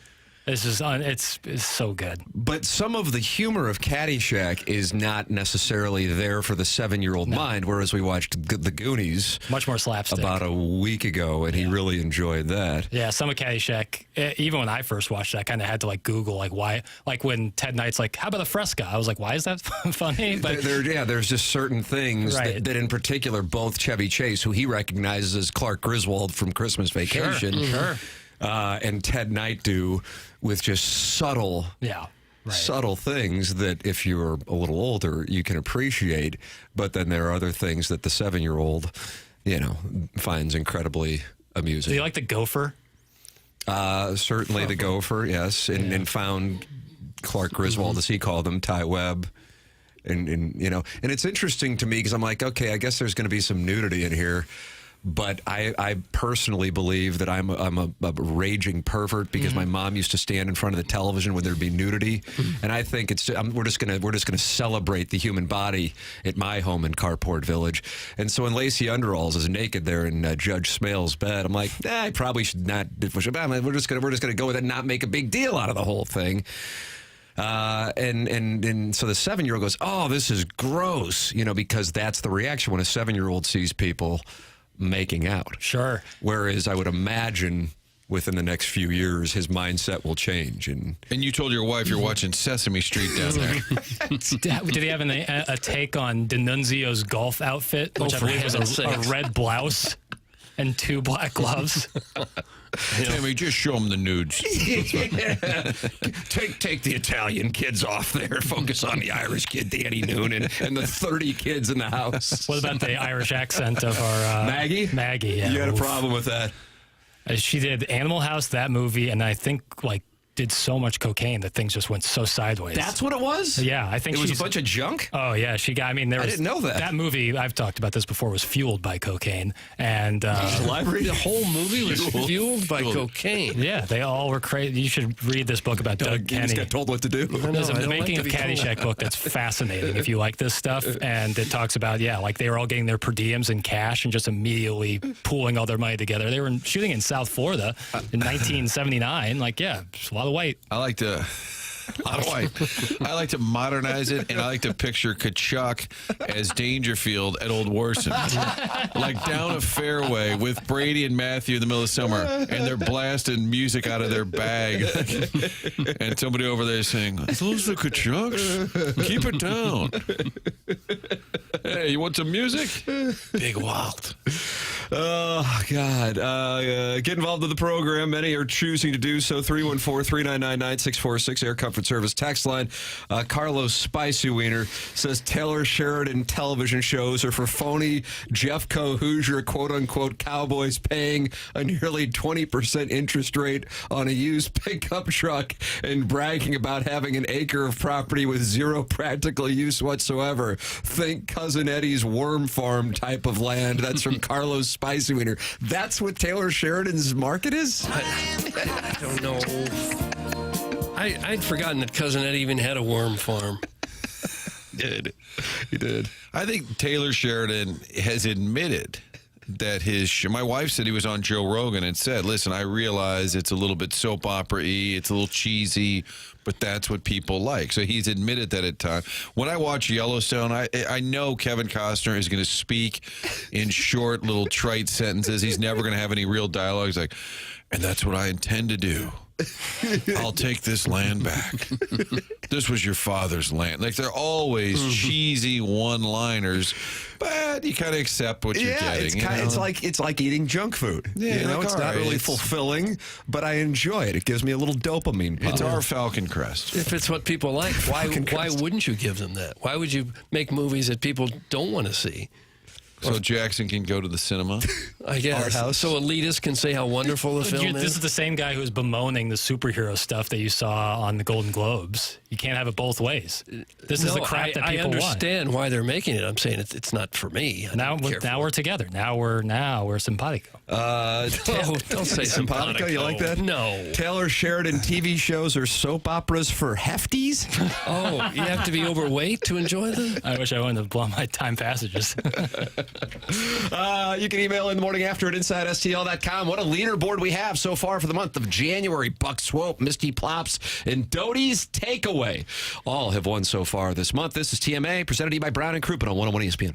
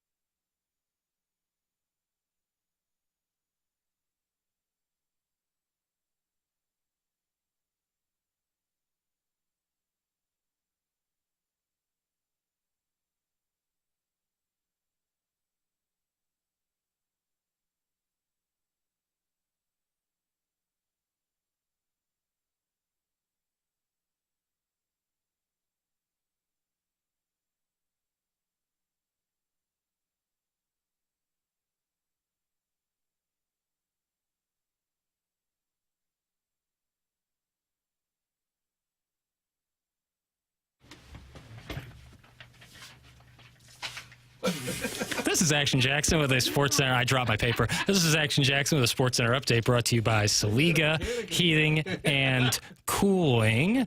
The Pacers defeat the Nets last night, 113-99. Tyrese Halliburton with 23 points and 8 assists. That was another Sports Center update brought to you by Saliga Heating and Cooling, an independent American Standard heating and air conditioning dealer.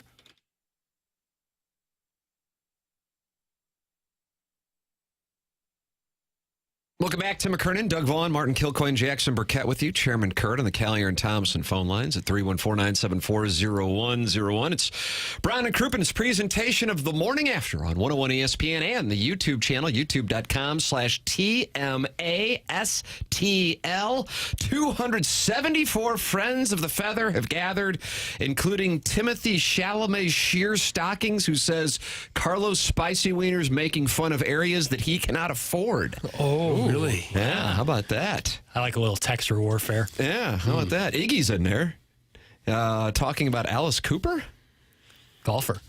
Great golfer. Great ball striker. Yeah, a buddy of mine played with him here in St. Louis a few months ago. Did he have the makeup on? He did not. I saw the picture. He does not have the makeup on. He's a somewhat normal guy, isn't he? When he's not performing, he's like a very normal guy. Yeah. Did he bite the chicken off the head? Or was that Ozzy. I know Ozzy did, but I feel like Alice Cooper might have started that whole thing. Jackson will check on that for maybe the next Sports Center update where he disappears below the council during his update. Martin, that was alarming. I dropped my little paper that has the copy on it, and I realized it as the Sports Center music was playing. And so as a professional, I just get to work and grab it. Once I located it. I thought you might have had a stroke. Well, I'm on the floor. I'm like a cornerback, locate the ball, make a play on the ball. And locate your paper, make a play on the paper. Burkett Island. That's right. I'm like Revis. I got this email during the commercial break. You can email me, T. McKernan at InsideSTL.com. Hi, I like to bet on sports, and I'm excited about being able to gamble in Missouri. Do you know if Martin ever heard back about the legislation time frame? I know he was going to contact someone about it when it will be finalized. Thanks. That comes from Mike. Martin, I'm writing that down. I've been asking people. Nobody knows the answer. It's a really odd thing. Extremely. My understanding is this: it has to take place within a year of Election Day 2024. So therefore, November 2025 or before. That's my understanding. There was talk because the margin by which it passed was so narrow, there could be a recount. But my understanding from that is that the opposing side decided not to pursue it because it was going to cost so much money, and therefore the legislation would stand. But as far as a date when it would come into actual play in Missouri, I have not been able to get it. And I've talked with people who work in Jefferson City, amongst others, in the St. Louis metropolitan area. So I don't know. You guys heard anything on that? That's where I left off, was the appeal that didn't happen. So the next thing was, when is it enacted? And I made a note. What day did I write that note down, Tim? Was that November 15th? I think that was November. Was that November 15th? Yeah. I don't know the dates. I apologize. I am following up today. Is it possible, since they didn't know if this would pass in the election, that the software just isn't ready yet? That nobody went through all the steps to make sure that it was ready to go, I'd be very surprised. Not knowing if it was going to pass? There's too much money in it, I think, for that to be a real hindrance. So this is an example of, the variety of opinions/information being passed around. I'll just read the text because we've got people texting in a variety of different dates. December 1st, 2025 is the first day to sports bet. That's from the 314. From the 636, someone said June or July is when Missouri can start betting. And I have received a text saying that it'll be ready for NCAA March Madness. Okay. That would strike me as, it'd be great, but it would surprise me if we hadn't heard about it if it's only 2 months away. Agreed. I feel like a lot of promo, a lot of big rollouts would be coming behind it, and I haven't heard a darn thing about it. I need some better lines to access. Blues plus 12,500 to win the Chalice, Doug, if you want to throw 100 on that. Is there just one entity that's in charge of it all? I mean, couldn't gambling sites from all over the world come in and get started in Missouri, like right now, if it's legal? I assume the government has to give them the go-ahead. Godforsaken tax man, maybe? I don't know. It feels like they've got to go ahead since they won the election. Let's see. I've heard that the holdup is getting the regulatory system and oversight in place. That's from Milagro Tequila, Texter of the Year, back-to-back champion, too, 2023-2024, Arbor Day. That's Arbor Day says it. I buy it. Well, that would make sense that they're just not ready for certain things because they didn't know if it was going to go through. Yeah, the regulatory board makes sense. Oversight. Yeah, that would be the for reasoning why it's taken so long. Because when they passed marijuana, I mean, people were buying it in, I feel like, January of the next year, months later. Guys, Tishaura Jones has been flying all over the country to get the books, to get them set up. That's from Mr. Big Cream. I think DraftKings FanDuel has to get approval/pay license fees before they can start operating in Missouri. That's from the Hunchback of Vaughn Castle. Well, if that's all it was, wouldn't you think they'd pay those fees real quick, like the next day, and get going? Yeah, Get their it's clicks immediate clicking. profit. Yeah, The moment you open up shop, it's profit season. I mean, literally every day, money drives out of St. Louis and Kansas City and goes to this other state where you can wager every single day. People talk about it all the time. There's gas stations in Illinois, Change that up. Texted the guy who runs Hollywood Casino. Oh, okay. See if we have an answer on this. I'm sure it is government related. Guys, Jefferson City doesn't expedite a thing. That's from Kevin at the lake. Doug, the regulations have to be set up and operators get licensed before an operator can just start taking bets. That's from the 314. Okay. Didn't you guys watch Godfather 2? You have to bang the senator to get the license? That's from the Birthday Hawk. Yeah, that senator. He the kids, they say F around and find out. Yeah. He effed around, and boy, how did he find out. Guys, sports gambling was legal in Missouri 30 days after the election. The delay is issuing the licenses and the owners of those licenses partnering with the sports betting service or creating their own. That's from the 618. Okay. All right. That one. I'm going to buy stock in that answer. All right. And of course, whatever Arbor Day says. Yeah. I'm going to Ray Lemming. By the way, Alice Cooper has said he never bit the head off a chicken during a concert, and that was a fabricated story from the Toronto Rock and Roll Festival. Yeah, I'm actually on an Alice Cooper. That's why I tuned out of the gambling, because it said something despite the chicken incident. I was trying to find out more about the chicken incident. The Kelces haven't had a misstep in a long time, but perhaps they have had one. We'll explain coming up. This is TMA, and it's presented to you by Brown & Crouppen on 101 ESPN.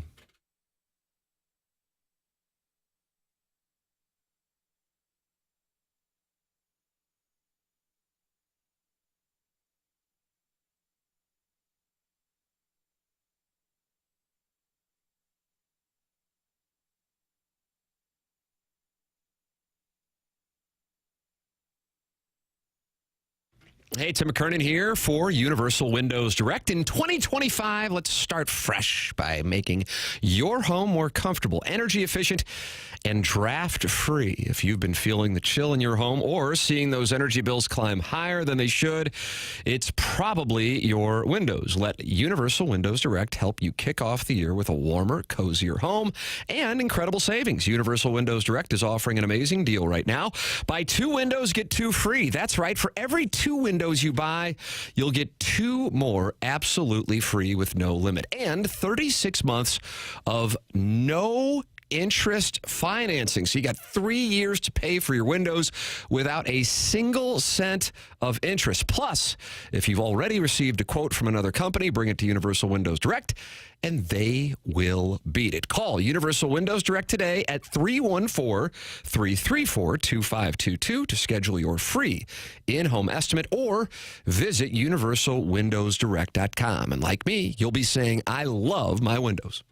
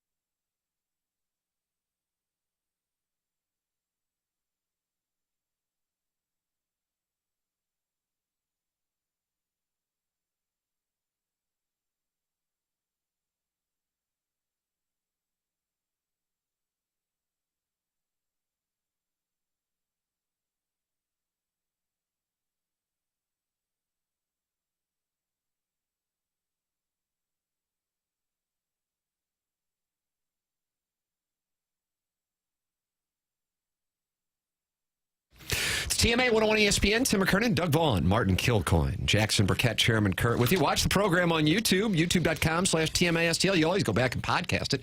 Schaefer Door Company, sponsor of the TMA podcast. And our studio cameras are brought to you by the Air Alliance team. And that's where you can watch us, 260 Friends of the Feather at 10 o'clock on a Tuesday in snowy St. Louis. Well, I'll tell you, look at how slow that car is going down Olive, Doug. I mean, what would you say, about 10 miles an hour? That's how I think the there's roads, a red light there that they're stopping at. The just to our left as we look out. The roads are still not necessarily great. No. My kid's school off today. Your kid's school off today, Martin? Yeah, kids are home. Another big day at the house. You going to go sledding? That's a good question. It's funny, when the kids are off school, there's still plenty of activity to be done. Oh, where are we going to go today? Every family gets up and goes sledding. Hey, you want to go grab a pizza? Wait a minute, I thought we were stuck at home. Right. As soon as school is canceled, everybody's all right, what are we doing today? It's a vacation day. Yeah, I would imagine this will be the last one. I would imagine this will be the last one. Let's get back to it tomorrow. You think tomorrow's the right day? Tomorrow's the right day. Did anybody get a chance to watch the Jason Kelce program? Saw clips of it, but didn't watch it in its entirety. Friend of the program, Joe Buck, and his wife, Michelle, are going to be on the show this week. Yeah. But the debut of the program did not perform well. Per John Orand, it got 290,000 viewers. That's from John Orand. He says the figures were branded, quote, not particularly good, revealing that the same time slot in January 2024 did an average of 436,000. Isn't it on at 1 a.m.? So it's not a desired time slot. It's a late night show where they're just kind of screwing around. Per the New York Post, Jason Kelce did not take late night to new heights. You catch that, Doug? Oh, wow. I did. I did. For ESPN, the ratings for the debut episode of the former Eagles Center Friday night / Saturday morning talk show, they call it Late Night with Jason Kelce, were, quote, not particularly good. The first episode, which aired at 1 a.m., drew 290,000 viewers. 2 weeks prior, as John Oran noted on Twitter, the same time slot had 700,000 viewers, but that came after the Notre Dame-Indiana college football playoff game, which led to more people keeping ESPN on deeper into the night. During the same time slot last year, ESPN had 436,000 viewers, though it's unclear what was airing at that time. The hour-long show lasts 5 episodes, which are being taped at Union Transfer. That's a music venue in Philadelphia. He had Charles Barkley on. Charles Barkley, Martin, you said anytime you're starting a show, he's the guy that He's like one of your first guests. Locally here, it's either Joe Buck or Bob Costas. Nationally, you get Charles Barkley. Yeah. Is Jason Kelce a good lead? I feel like he's a good piece of the show. Kind of like sitting in on Monday Night Football. I see what you're saying. I think maybe he's better as part of an ensemble. As the sidekick instead of the lead guy. Maybe. Yeah. He's got the podcast, which they're killing, him and Travis. And I'm sure some of that, of course, is fueled by Taylor Swift and her fans. But I watch that. I enjoy the hell out of that. That's good entertainment to me. Like when Drinkwitz calls in, you like that? Calls in. Was it ever official? Yes, remember it was him or wasn't him? No, it was not him. No, the Mizzou SID wrote me back, remember, and said it was not him. And yes, we've heard from a lot of people wondering the same thing.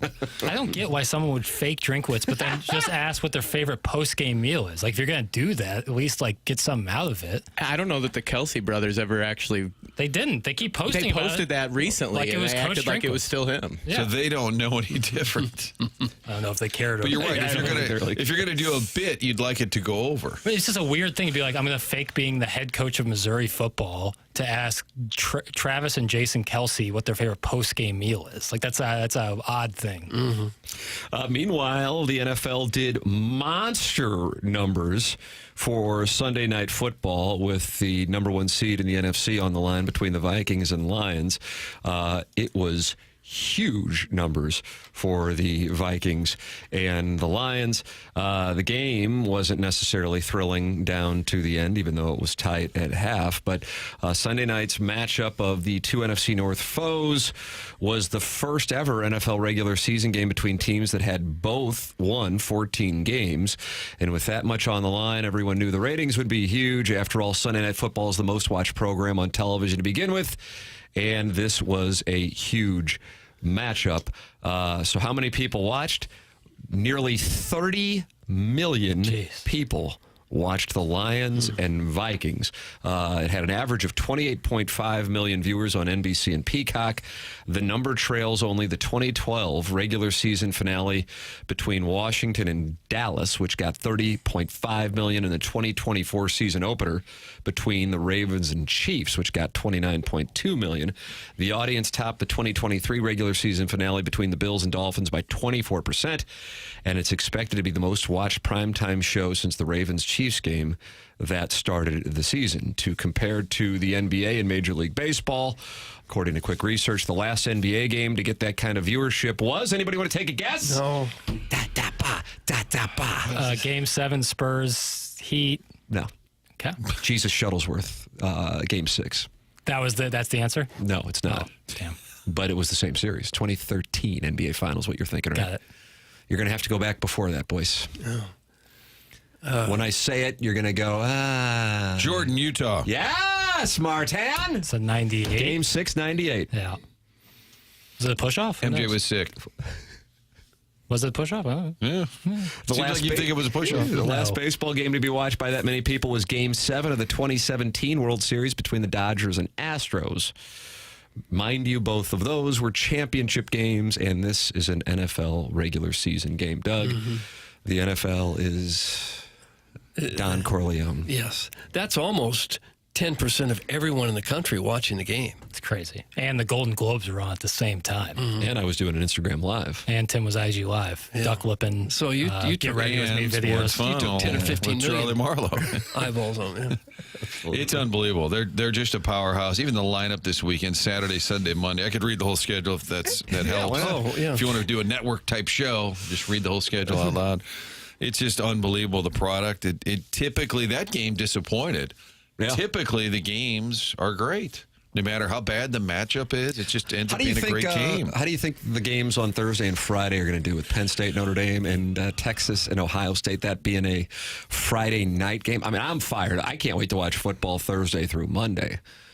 My NFL interest is certainly less than the college football playoff games, but how do you think they'll do? I think they'll do big. I think Texas Ohio State will do huge numbers. It's Friday night, but it's winter and maybe people aren't necessarily leaving the house. I think it's huge. I think you've got it whittled down to the Final Four, their premier brands, programs. Yeah, that's what Reese Davis, I was listening to his podcast on the way here today, and he's like, he goes, I don't look at my mentions anyway. He goes, but I know that there's a narrative that ESPN didn't get the teams that they wanted, and he's like, you guys have no clue what you're talking about, but it's the SEC thing. People are like, you and the SEC. And I just think that that's like a thing that Hill Jacks on Twitter get going. I mean, if you got Notre Dame, Ohio State, and Texas, and I think the next tier down would be Penn State, you've got monster brands. I think if ESPN could hand pick a team, it might be Notre Dame. And it's not because Notre Dame's been any good for the most part over the last number of decades, but it's just a brand.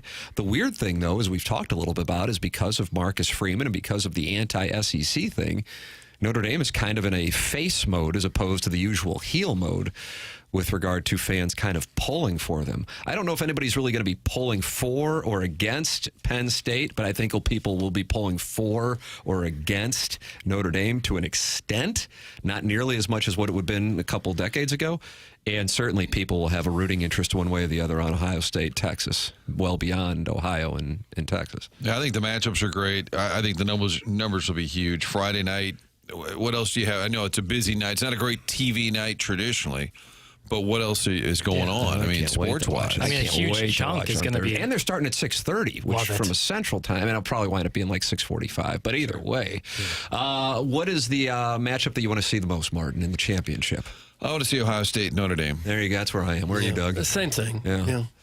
I mean, And it's I funny want to see Notre Dame win it all. God bless. I'm right there with Texas is a huge brand. I kind of want Ohio State to win just for that narrative, just the way their season was over when they lost to Michigan. Really regret not firing a bullet on them to win the whole thing because I think they were plus 650, and I'm like, I still think they're the best roster. I just don't know what the hell he was doing against Michigan running the ball, considering the talent with Smith and Ibuka. The one that I think would be the loser, and it's not because my alma mater's in the SEC, I just wouldn't want to see a rematch. I didn't want to see Georgia, Texas in the SEC champion. I don't want to see a rematch of Ohio State, Penn State. No. Agreed. That would be the bad beat. Yeah. Otherwise, the other outcomes are gold across the board. Yeah. You Ohio know? State and Notre Dame, I think, would be. Well, and Marcus Freeman being an Ohio State guy is an added layer. Yeah. But I mean, Texas, Notre Dame is a win. For sure. Penn State against Texas is a win. Yeah. Penn State against Ohio State. Given what you had in the 12-team playoff, they avoided, if it was Arizona State, Boise State in some situation, I ain't going to do it. I would have gotten paid if that happened.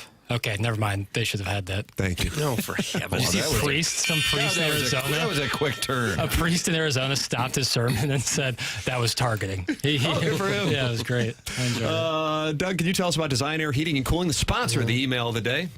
Hopefully your furnace is holding out okay in this cold weather. It's going to be cold for a while, too. So you ought to know, and hopefully you do by now, if you have any kind of problems with your furnace or with your air conditioning during the warmer months, Design Air Heating and Cooling is the place you need to go. You need to get in touch with Seth Goldcamp. He and his family have served over 10,000 customers since 1904. It is a fourth-generation St. Louis business.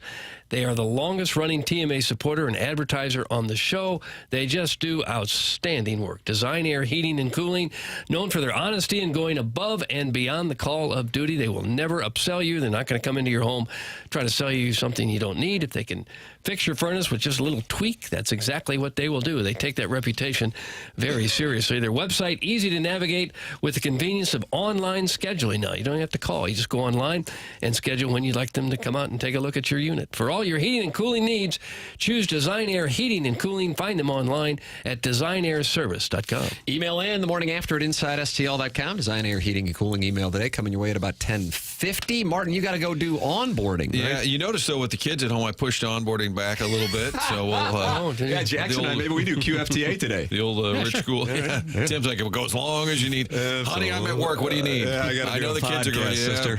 Sorry, the audience demanded. Well, actually, I heard you demand that they demand it. That's true. Martin is heading out. Chairman Kurt will slide into the dais here and join us for the Munganess St. Louis Acura, Munganess Burkhardt Alton Toyota 10 o'clock hour. Martin, have a wonderful day. We'll see you back here tomorrow. Big surprise guest Wednesday. Can't wait. Oh, and that's coming your way tomorrow.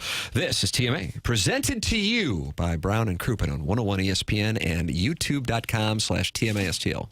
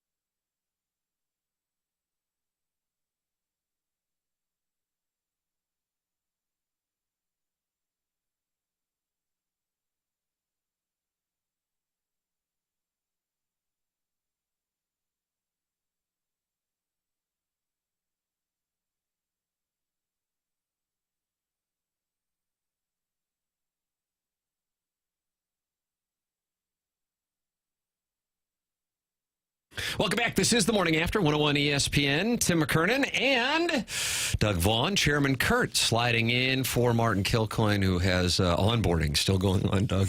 He's still not officially an employee? Is that what this is? We're working on insurance and things like that, direct deposit. All this takes months and months? Still onboarding. Okay. Chairman Kurt, how's the direct deposit setup going on with Sound Story? We have a couple people with Sound Story who still haven't set up direct deposit, and then we have trouble with their payment.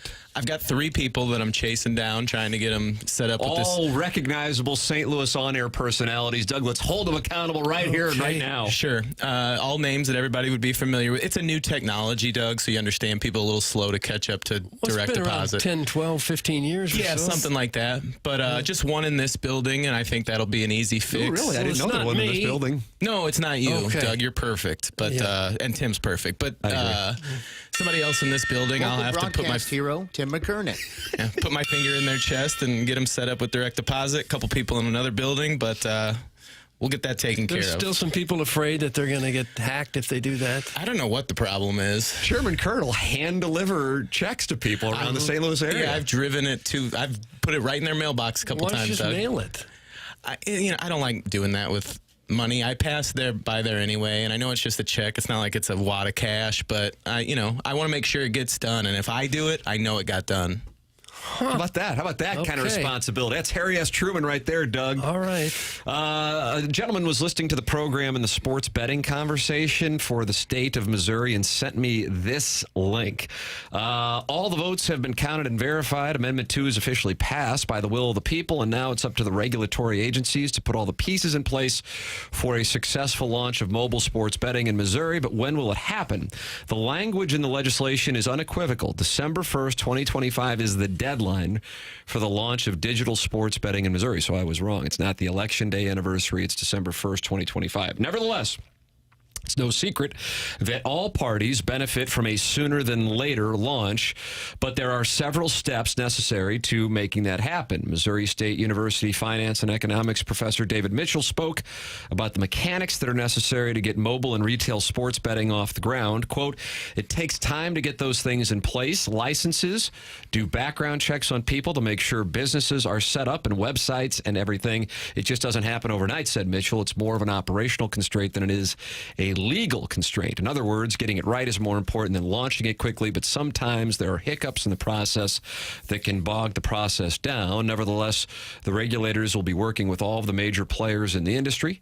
The duopoly that currently dominates the market, FanDuel and DraftKings, donated a combined $40 million to the Political Action Committee Winning for Missouri Education, which successfully campaigned for the legalization of sports betting. So that is what the reason is for it not happening yet, is to get it all set up.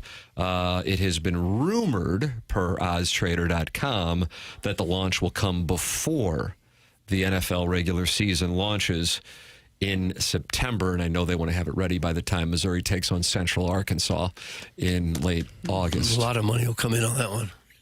That's all I care. As long as it comes in before next football season, I'll be okay.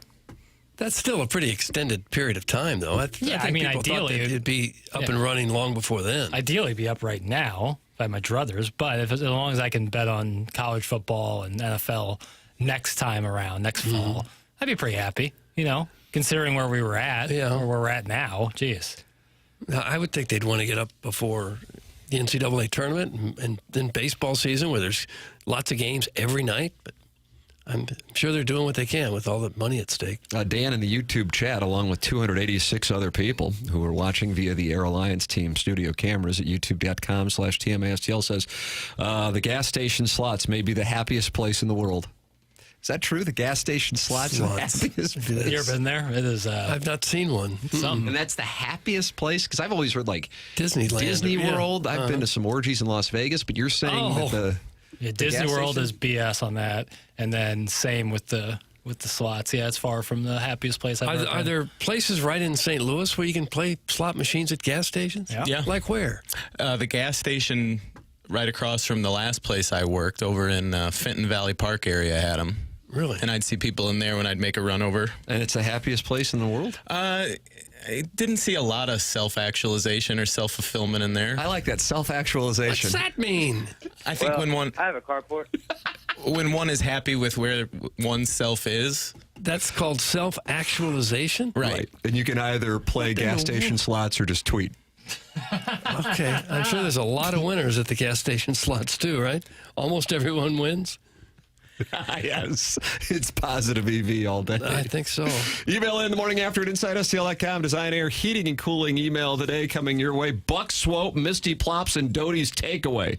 All with wins so far. Can you get through Chairman Kurt's filter and win the Design Air Heating and Cooling email today? It comes your way at about 10:50 here on this program. Hey, I know a lot of people have their New Year's resolutions. We're approaching a week into 2025.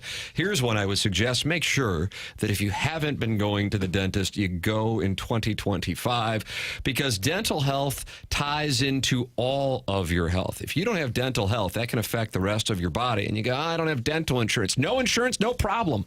At 100 West Dental. Go online at 100westdental.com and work with Dr. Brandon Pryor. If you are interested in Invisalign, you mention my name, you get $1,000 off an Invisalign package. If you're on the fence about Invisalign, they have a digital scanner, can show you a simulation of what it'll look like before you even go through with it. Plus, no phone calls needed to get in. Just check the calendar online at 100westdental.com for availability and book right then and there. It's 100westdental.com. And don't forget, no insurance, no problem. They have a membership plan to aid the costs of dental work for those who don't have dental insurance. Mention my name, you get $1,000 off Invisalign at 100 West Dental. Tim McKernan and Doug Vaughn. Chairman Kurt is sitting in for Martin Kilcoyne while he is engrossed in onboarding. And Jackson Burkett will have the latest on Nolan Arenado and the Red Sox next here on TMA 101 ESPN.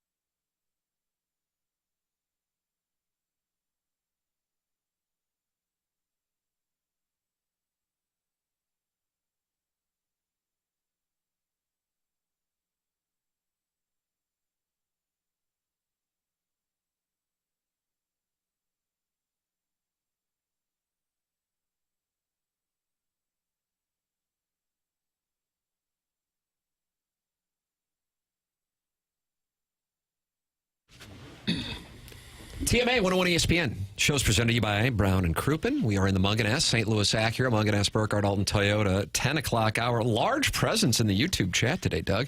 What is that? We've been over 300 at times. We're Really? at 248 right now. Dan, MD 2020, who's mad at you for spoiling The Sopranos. Okay. And DJ Patty Cakes, Jasper, Lamar Crab, Stag, Droid Effects, Crestwood Coyote. They're all in there, and they're talking about it. I like the name Jasper. Iggy's been in there if you want to talk it over with Iggy. See what's doing there. Kevin Nixon's in there with Stephen Mack and Timothy Chalamet's sheer stockings, and he's sideways with Carlos Spicy Meter. So there it all is for you. Jared Carabas, Doug, do you follow him on the Twitter tweets? I don't. Jackson, Not as much as I should. Where is he? He's got close to 500,000 followers. Big baseball guy. Where has he made his bones? He was at Barstool for a long time. He was like the head of Barstool Baseball. And then I think DraftKings gave him a good chunk of change to leave there. And now I think he's independent. Underdog Fantasy is what's on his Underdog. All right. Twitter bio. And the big topic around baseball right now is Nolan Arenado and Jared Carabas with regard to the Cardinals, Nolan Arenado, and the Red Sox potentially being the landing spot for Nolan Arenado per John Denton. And John Denton's report that Arenado would accept a trade to Boston. There are some Red Sox fans who are not excited about the idea of Arenado going to Boston. And Jared Carabas just tweeted here within the last half hour, since I'm rage tweeting today. Doug, you ever rage tweet? I haven't done it. He's a Red Sox fan, too. I should do it more, I feel. Chairman Kurt, you were nodding when I said rage tweet. I don't often do it, but I found myself doing it a little bit. I think it was the Vanderbilt game I might have. The Missouri Vanderbilt game? Yeah. It's when you're really mad and you just can't, you got too many hot takes. I think I said I was ready to pay for Kirby Moore's moving fees. Oh, really? And I never do that, but that... Were you tweeting at Gabe? I didn't at anybody. I was hoping maybe Drink might see it and come after me like he did Schaefer. Brendan Schaefer. Did it make you feel good after you rage? No, I was not happy with myself for that. And you can't take it back. You can delete it, right? I try not to delete things. I think that shows a sign of weakness. I'd rather own it than delete it. You should have added Moon Choi, the chancellor. Yeah. CC Moon I didn't want to pull a Manuel Acho and go deleting things. Yeah, he did delete his praise of Joy Taylor, Doug. But Jared Carabas tweeted within the last half hour, since I'm rage tweeting today, I don't understand the resistance to adding Nolan Arenado. People talking about a 33-year-old like he's 75. He's still a great athlete. Huge upgrade defensively. I love the Mike Lowell trade comparison. And he's a savage. He only cares about winning. So Jared Carabas, if he does have some sway with Red Sox fans who may be resistant to the idea of Boston acquiring Nolan Arenado, he is making the case for his Red Sox and all of the followers that he has. He's very influential for many baseball fans, that Nolan Arenado would make sense for the Red Sox. Yeah, I agree with everything he said. I think Arenado is a whole lot better player than what seems to be out there right now. He's coming off his worst season in years. But, you know, he may have been banged up a little bit. We don't know. Yeah. There was some talk that he might have had a little back issue that he was dealing with. And maybe there's something to him, like, being on a team where he doesn't like have to be the superstar, you know, like he doesn't have to be the bat in the lineup that is the straw that stirs the drink. You know, he's in Colorado, he's certainly that. But when Goldschmidt won the MVP, Arenado was right behind him, you know, because maybe in Arenado's mind, he didn't have to be everything, whereas he's had to be that a lot in his career. Yeah, and it's a good point that he's 33. There's a lot of guys still pretty much in their prime at 33. Now, not much older than that.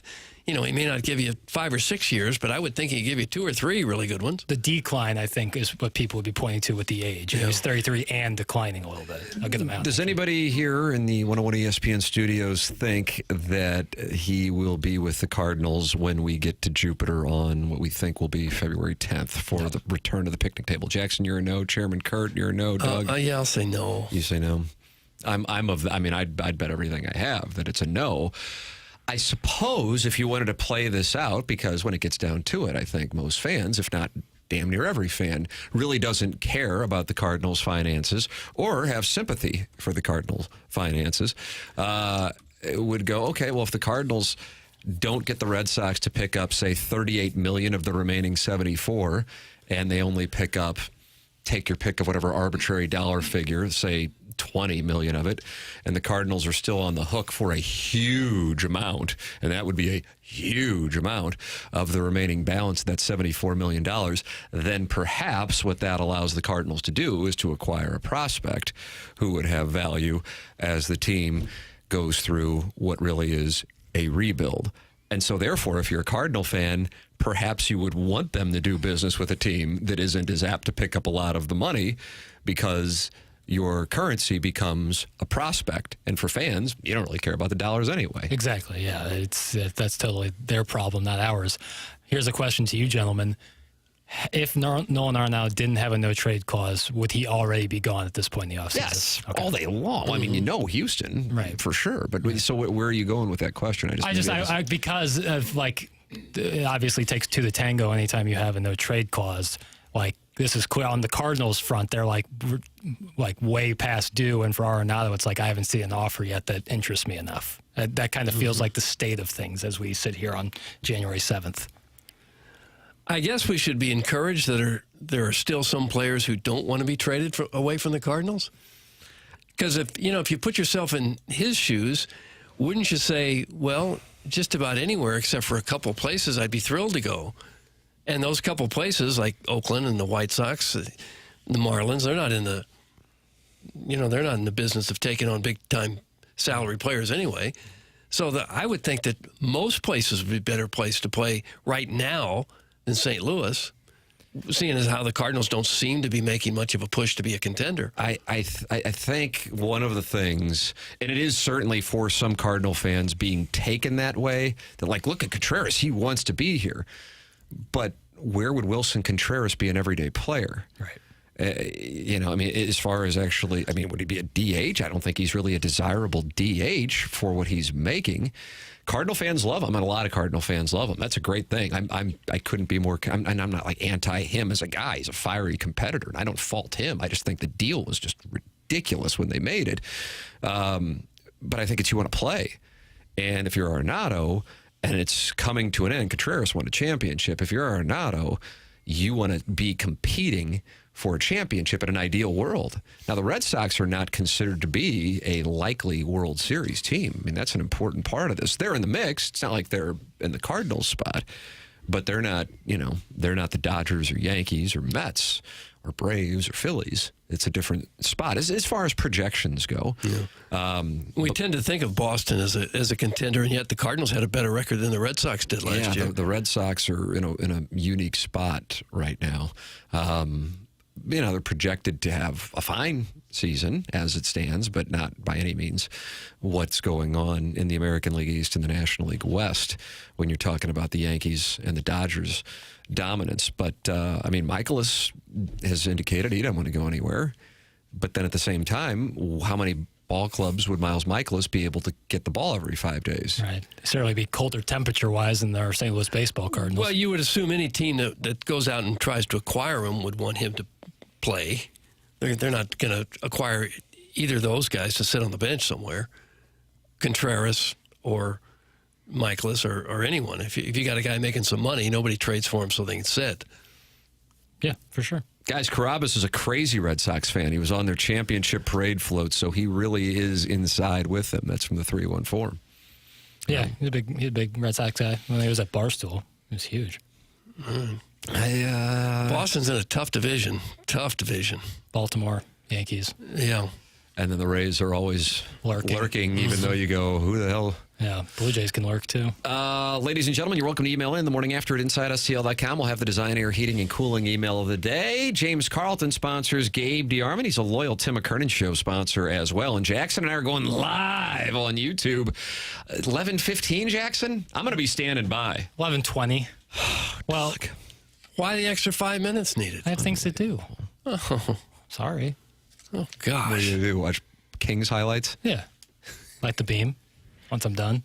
James Carlton, loyal sponsor of the Tim McKernan Show and the morning after. Anything goes on the Tim McKernan Show podcast. Doug, I get to use profanity. Is it fun for you? It does. I find myself not really using it all that much, though. No, it's just kind of nice to be totally unencumbered. But Certainly I'm not like fighting off an F-bomb as we talk right now. No. I don't know what the deal is. There's sometimes, though. Sometimes where you fight one off. Is that right? On here? I couldn't say our guy Sal Bompancero's name. If we were on the podcast, I'd be saying, big. Right. But I mean, I wasn't on the verge of like saying. Sure. Yeah, I rarely is it like a knee-jerk reaction. I need to curse. Yeah, I'm with you. But Larry Nichols excited about the WWE on Netflix now because they can curse. I asked him that like 2 weeks ago, and he said no, they won't be cursing. He's changed his stance. He got more information. So they were cursing in the ring? Yes, actually. You could hear them? I did see it, yeah. Cursing at each other? Yeah, I had to explain that to my 7-year-old after we got done watching Lacey Underalls. Gosh. James Carlton, 314-961-4800 or online at carltoninsurance.net. I just did another new policy with James Carlton here within the last few days, as a matter of fact. I love working with him and his staff. Major recommendation, connected him with a listener yesterday on Facebook.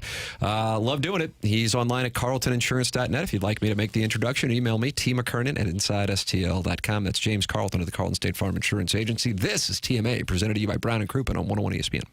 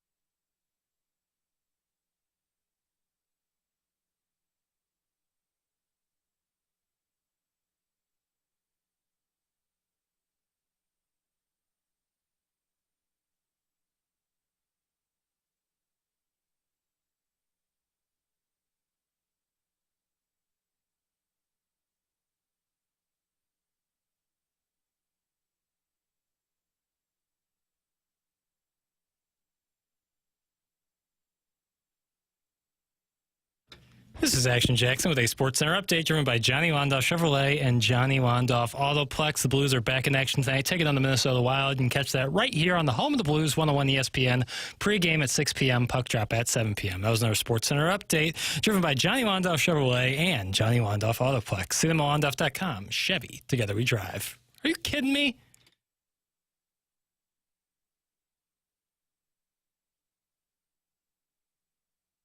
Welcome back. This is the morning after 101 ESPN. Munganess, St. Louis Acura, Munganess, Burkett, Alton Toyota, 10 o'clock hour. And our studio cameras on YouTube brought to you by the Air Alliance team. The 101 app is sponsored by Dobbs Tire and Auto. So very active YouTube. Great to see all the people getting involved on YouTube. Kind of an alarming moment for me as a lifelong Cardinal fan in the commercial break. I went to the TMA fan page on Facebook where I posted that Jackson and I are going live on the TMA YouTube channel at 11:15, although apparently 11:20. YouTube.com/TMASTL with my podcast, questions from the audience, the Tim McKernan Show podcast. And somebody posted this for our former board operator, the Plowhawk, Darren Atkins' attention on the TMA fan page that the Cardinals are celebrating National Bobblehead Day. And I recognized Mason Wynn. I was operating at 99.9% certainty that one of the other players in the picture is Alec Burleson, but I wasn't 100% sure who the player in the top left of the image is, and I realize this is a visual conversation, and we've all agreed that it's a stranger-looking picture of Brendan Donovan. And then I held it up for Jackson after he returned from taking a recreational. And Jackson thought that that was indeed Donovan, but he didn't recognize Alec Burleson. Yeah. And the point being, Doug, I got 2 points. Do you mind? Oh, yeah. So Roman numeral 1. You don't have to do it in outline form. For the first time in my life, the Cardinals are promoting something, definitely not bobbleheads, but promoting in the offseason. And I'm not operating with certainty on who the people are that they're promoting. Now, maybe it's just an odd picture of Brendan Donovan, and I think it is. It kind of looks like if he and Lance Berkman were to have a child, that's what the face looks like, but the hair is there. And I'm not saying that they're not, for the record. I'm just saying it's an odd picture. And that Jackson Burkett, who's known around here as Mr. Baseball, didn't recognize Alec Burleson. No. And then Doug made the question, Roman numeral 2, wouldn't you think they'd have, like, Sonny Gray? And then Chairman Kurt goes, yeah, or Helsley? And I go, well, boys, that's a screaming tell. Because if they cannot find a trade partner for Nolan Arenado, my guess is Sonny Gray might be heading out to try to clear some salary. And then as far as Helsley goes, I think that's probably a moving target for the 2025 campaign. And if they don't trade him in the offseason, then I would imagine they would look at trading him at the deadline should this team not be within 5 games of one of the many wild card spots that baseball has watered down its postseason. I guess they're saying these are 3 guys we're pretty sure are going to be on this ball club. Well, that's the and they are Brendan Donovan, we believe, Alec Burleson, we believe, and Mason Wynn. When do you think the last time the Cardinals could have put Jordan Walker? Put 3 players on there and you wouldn't have been able to just spot on name all 3? Never in my lifetime. Never in my lifetime. I've been obsessed with this team since Doug. That was August of 1982. Lonnie Smith hit an inside the park home run, and Jeffrey Leonard and Chili Davis kind of fumble left around up against that wall that was 450 feet away from home plate. I guess right now you'd have to say Mason Wynn is their most valuable commodity, wouldn't you say? Yeah. Yeah. As things stand right now, I think if Jordan Walker can get anywhere near his ceiling, then it would be him. But yeah. And I want to re-emphasize this point. There isn't anger in St. Louis. Now, don't get me wrong. It exists. But the greater emotion is apathy. The greater emotion is, nah, whatever. And that to me is a bigger problem. Doug, you'd like to tell the people about Schaefer Door Company, the TMA podcast sponsor here on 101 ESPN. One thing I know about Schaefer Doors, I know how to spell it. Yep. SCHAEFER, only 1 F's. Now, there's a couple of other businesses out there called Schaefer, but they've got 2 F's. This is Schaefer Door with 1 F. And they are the people that you need to know if anything ever happens to your garage door. And I thought of them this morning because I hit that garage door. It went up 2 feet and died. I hit it again, it went down. I hit it again, all the way up. I don't know what that is.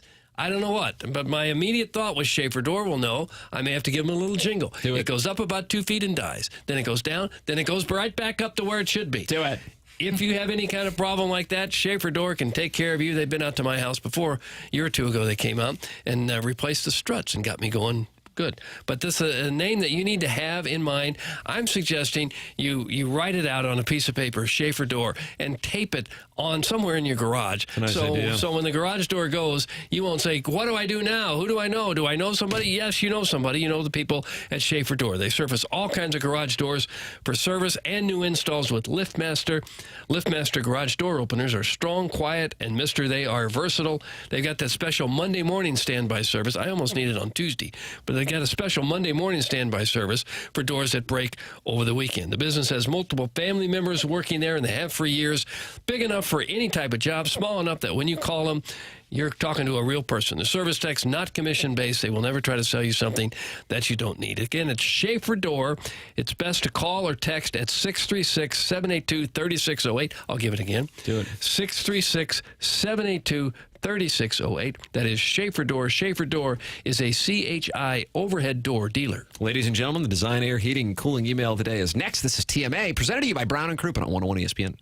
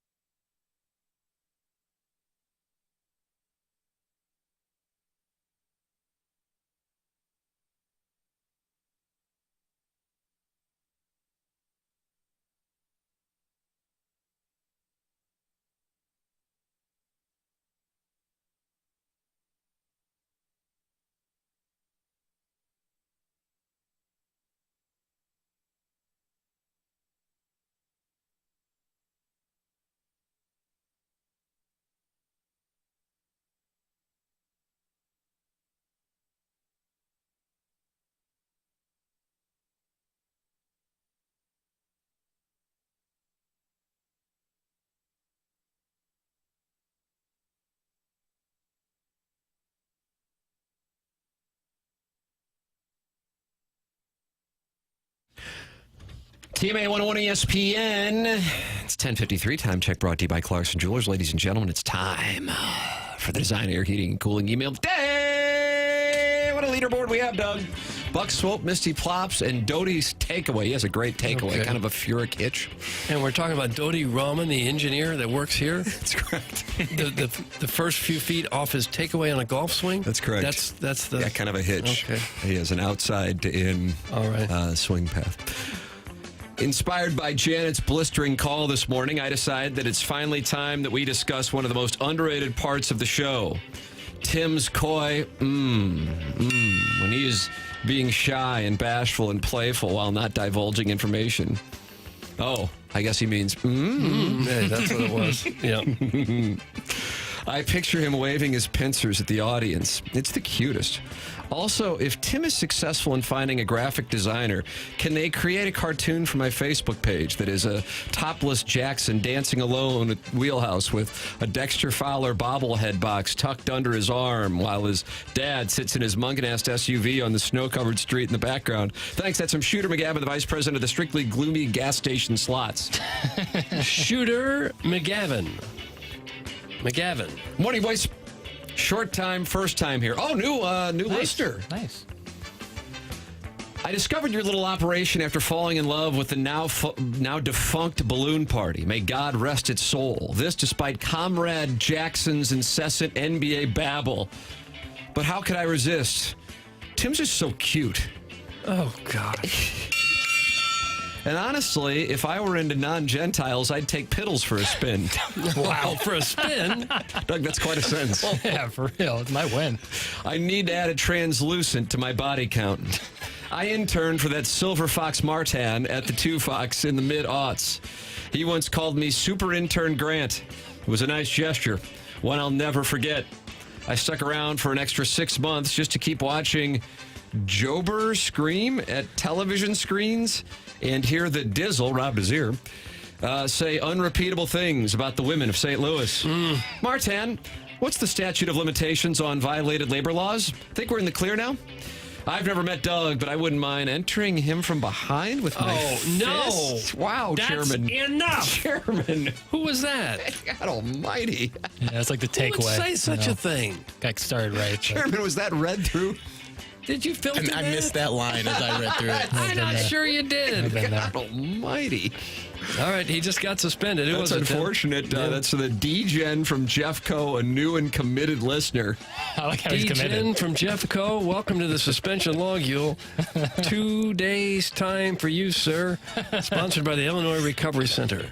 D-Gen from Jeffco. He says, P.S. KSTK did Larry Thornton dirty. What'd they do to Larry? I didn't know. I thought Larry left on his own accord. Well, he probably did. Yeah, but who would want to leave local news? There it is. Thank you. Unbelievable. Janet, you are a St. Louis national treasure. The world needs Janet's baseball wisdom, brutal honesty, and hottest of hot takes. Tiny PP catching strays is going in my record book. Larry Nickel, thank you so much for bringing attention to the cinema that took place on Netflix last night. Was the call about the delightful booty cheek bowl between Rhea Ripley and Liv Morgan. John Cena's farewell tour. The OTC regaining its rightful Ulafala? Chairman? Yeah, that's the necklace of roses for the tribal chief. Doug, did you know that? I didn't know. No, the real reason for the call was to tell us about Antarctica dropping out of the top 5 countries in the world due to Justin Trudeau resigning. Blessings, that's from Droid Effects. Droid Effects? Yeah, very active in the YouTube chat dating back to the balloon party days. Okay. And finally, Sadie Hawkins, Doug, the North Dakota State Bison held off the Montana State Bobcats in the FCS Championship 35-32. If you or someone you know wagered on the football championship subdivision, call 1-888-BETS-OFF and get some help. Libby Jack managed to drive himself to work today, but still pronounces Joe's Burrows Bengals like Susanna Hoff's Bangles. Hulk Hogan was booed last night on Monday Night Raw for reasons we have yet to determine, but proud probably not related to his having cucked the former morning drive radio host of 590 The Man. Nolan Arenado's agent has been frantically trying to play up his client's willingness to accept a trade to Boston. Is that a new report? As we're only 5 weeks away from pitchers and catchers reporting to spring training on February 10th, give or take a day or 6. Meanwhile, the Cardinals' lame duck GM, who 2 off seasons ago somehow convinced Arenado to leave substantial money on the table by not opting out of his contract, admitted they're trying to trade Arenado to a place he desires. But if not, he will have to be part of their club moving forward. But I think the lead is that it's not clear if the Red Sox are interested. My sources indicate Cardinals Vice President of Special Projects Mike Gersh has been tasked with convincing Arenado to accept a wider delta of trade partners. You got the Guardians, you got the Orioles, you got the Tigers, you got the Mariners, you got the Twins, you got the Royals. Breaking news, we've got a banty old lady with this radio show playing in the background calling in to trash the Cardinals and their analytical crap before demanding we stop talking about Libby Jack's January 2024 Listener of the Month, Tiny Pee-Pee, and his undersized dong. Oh. Doug, that's what we got, and that comes from Buck Swope. The question is what you got. I think it's between Droid Effects and Buck Swope, but I have to give it to Buck. I just thought his was better. Buck Swope. I'm going to veto the suspension. I liked Grant's. Wow. He's not eligible. Good He's morning, not Grant. Simply not eligible. I like Shooter McGavin. So it's going to put me to the test. Oh, man. Yeah, I think I'm going to go with the D-Gen from Jeffco, a new and committed listener. Congratulations. PSKSTK did Larry Thornton dirty. Shout out his mom, a teacher at eligible. Seckman. Did you hear some of the filth that he wrote? You don't care. It was a tribute to Kyle Loesch and Skip Schumacher. Right, it's beautiful. Jackson and I are going to be live on YouTube here in apparently 20 minutes, even though I'm loaded for bear right now. Participate in the conversation, youtube.com/TMASTL. It's the Tim McKernan Show podcast. For Jackson Burkett, for Chairman Kurt, for Martin Kilcoyne, for my brother Kevin, for Douglas Elvin Vaughn, I'm Tim McKernan. BK and Ferrario are up next. This has been TMA, presented to you by Brown and Crouppen on 101 ESPN and youtube.com/TMASTL.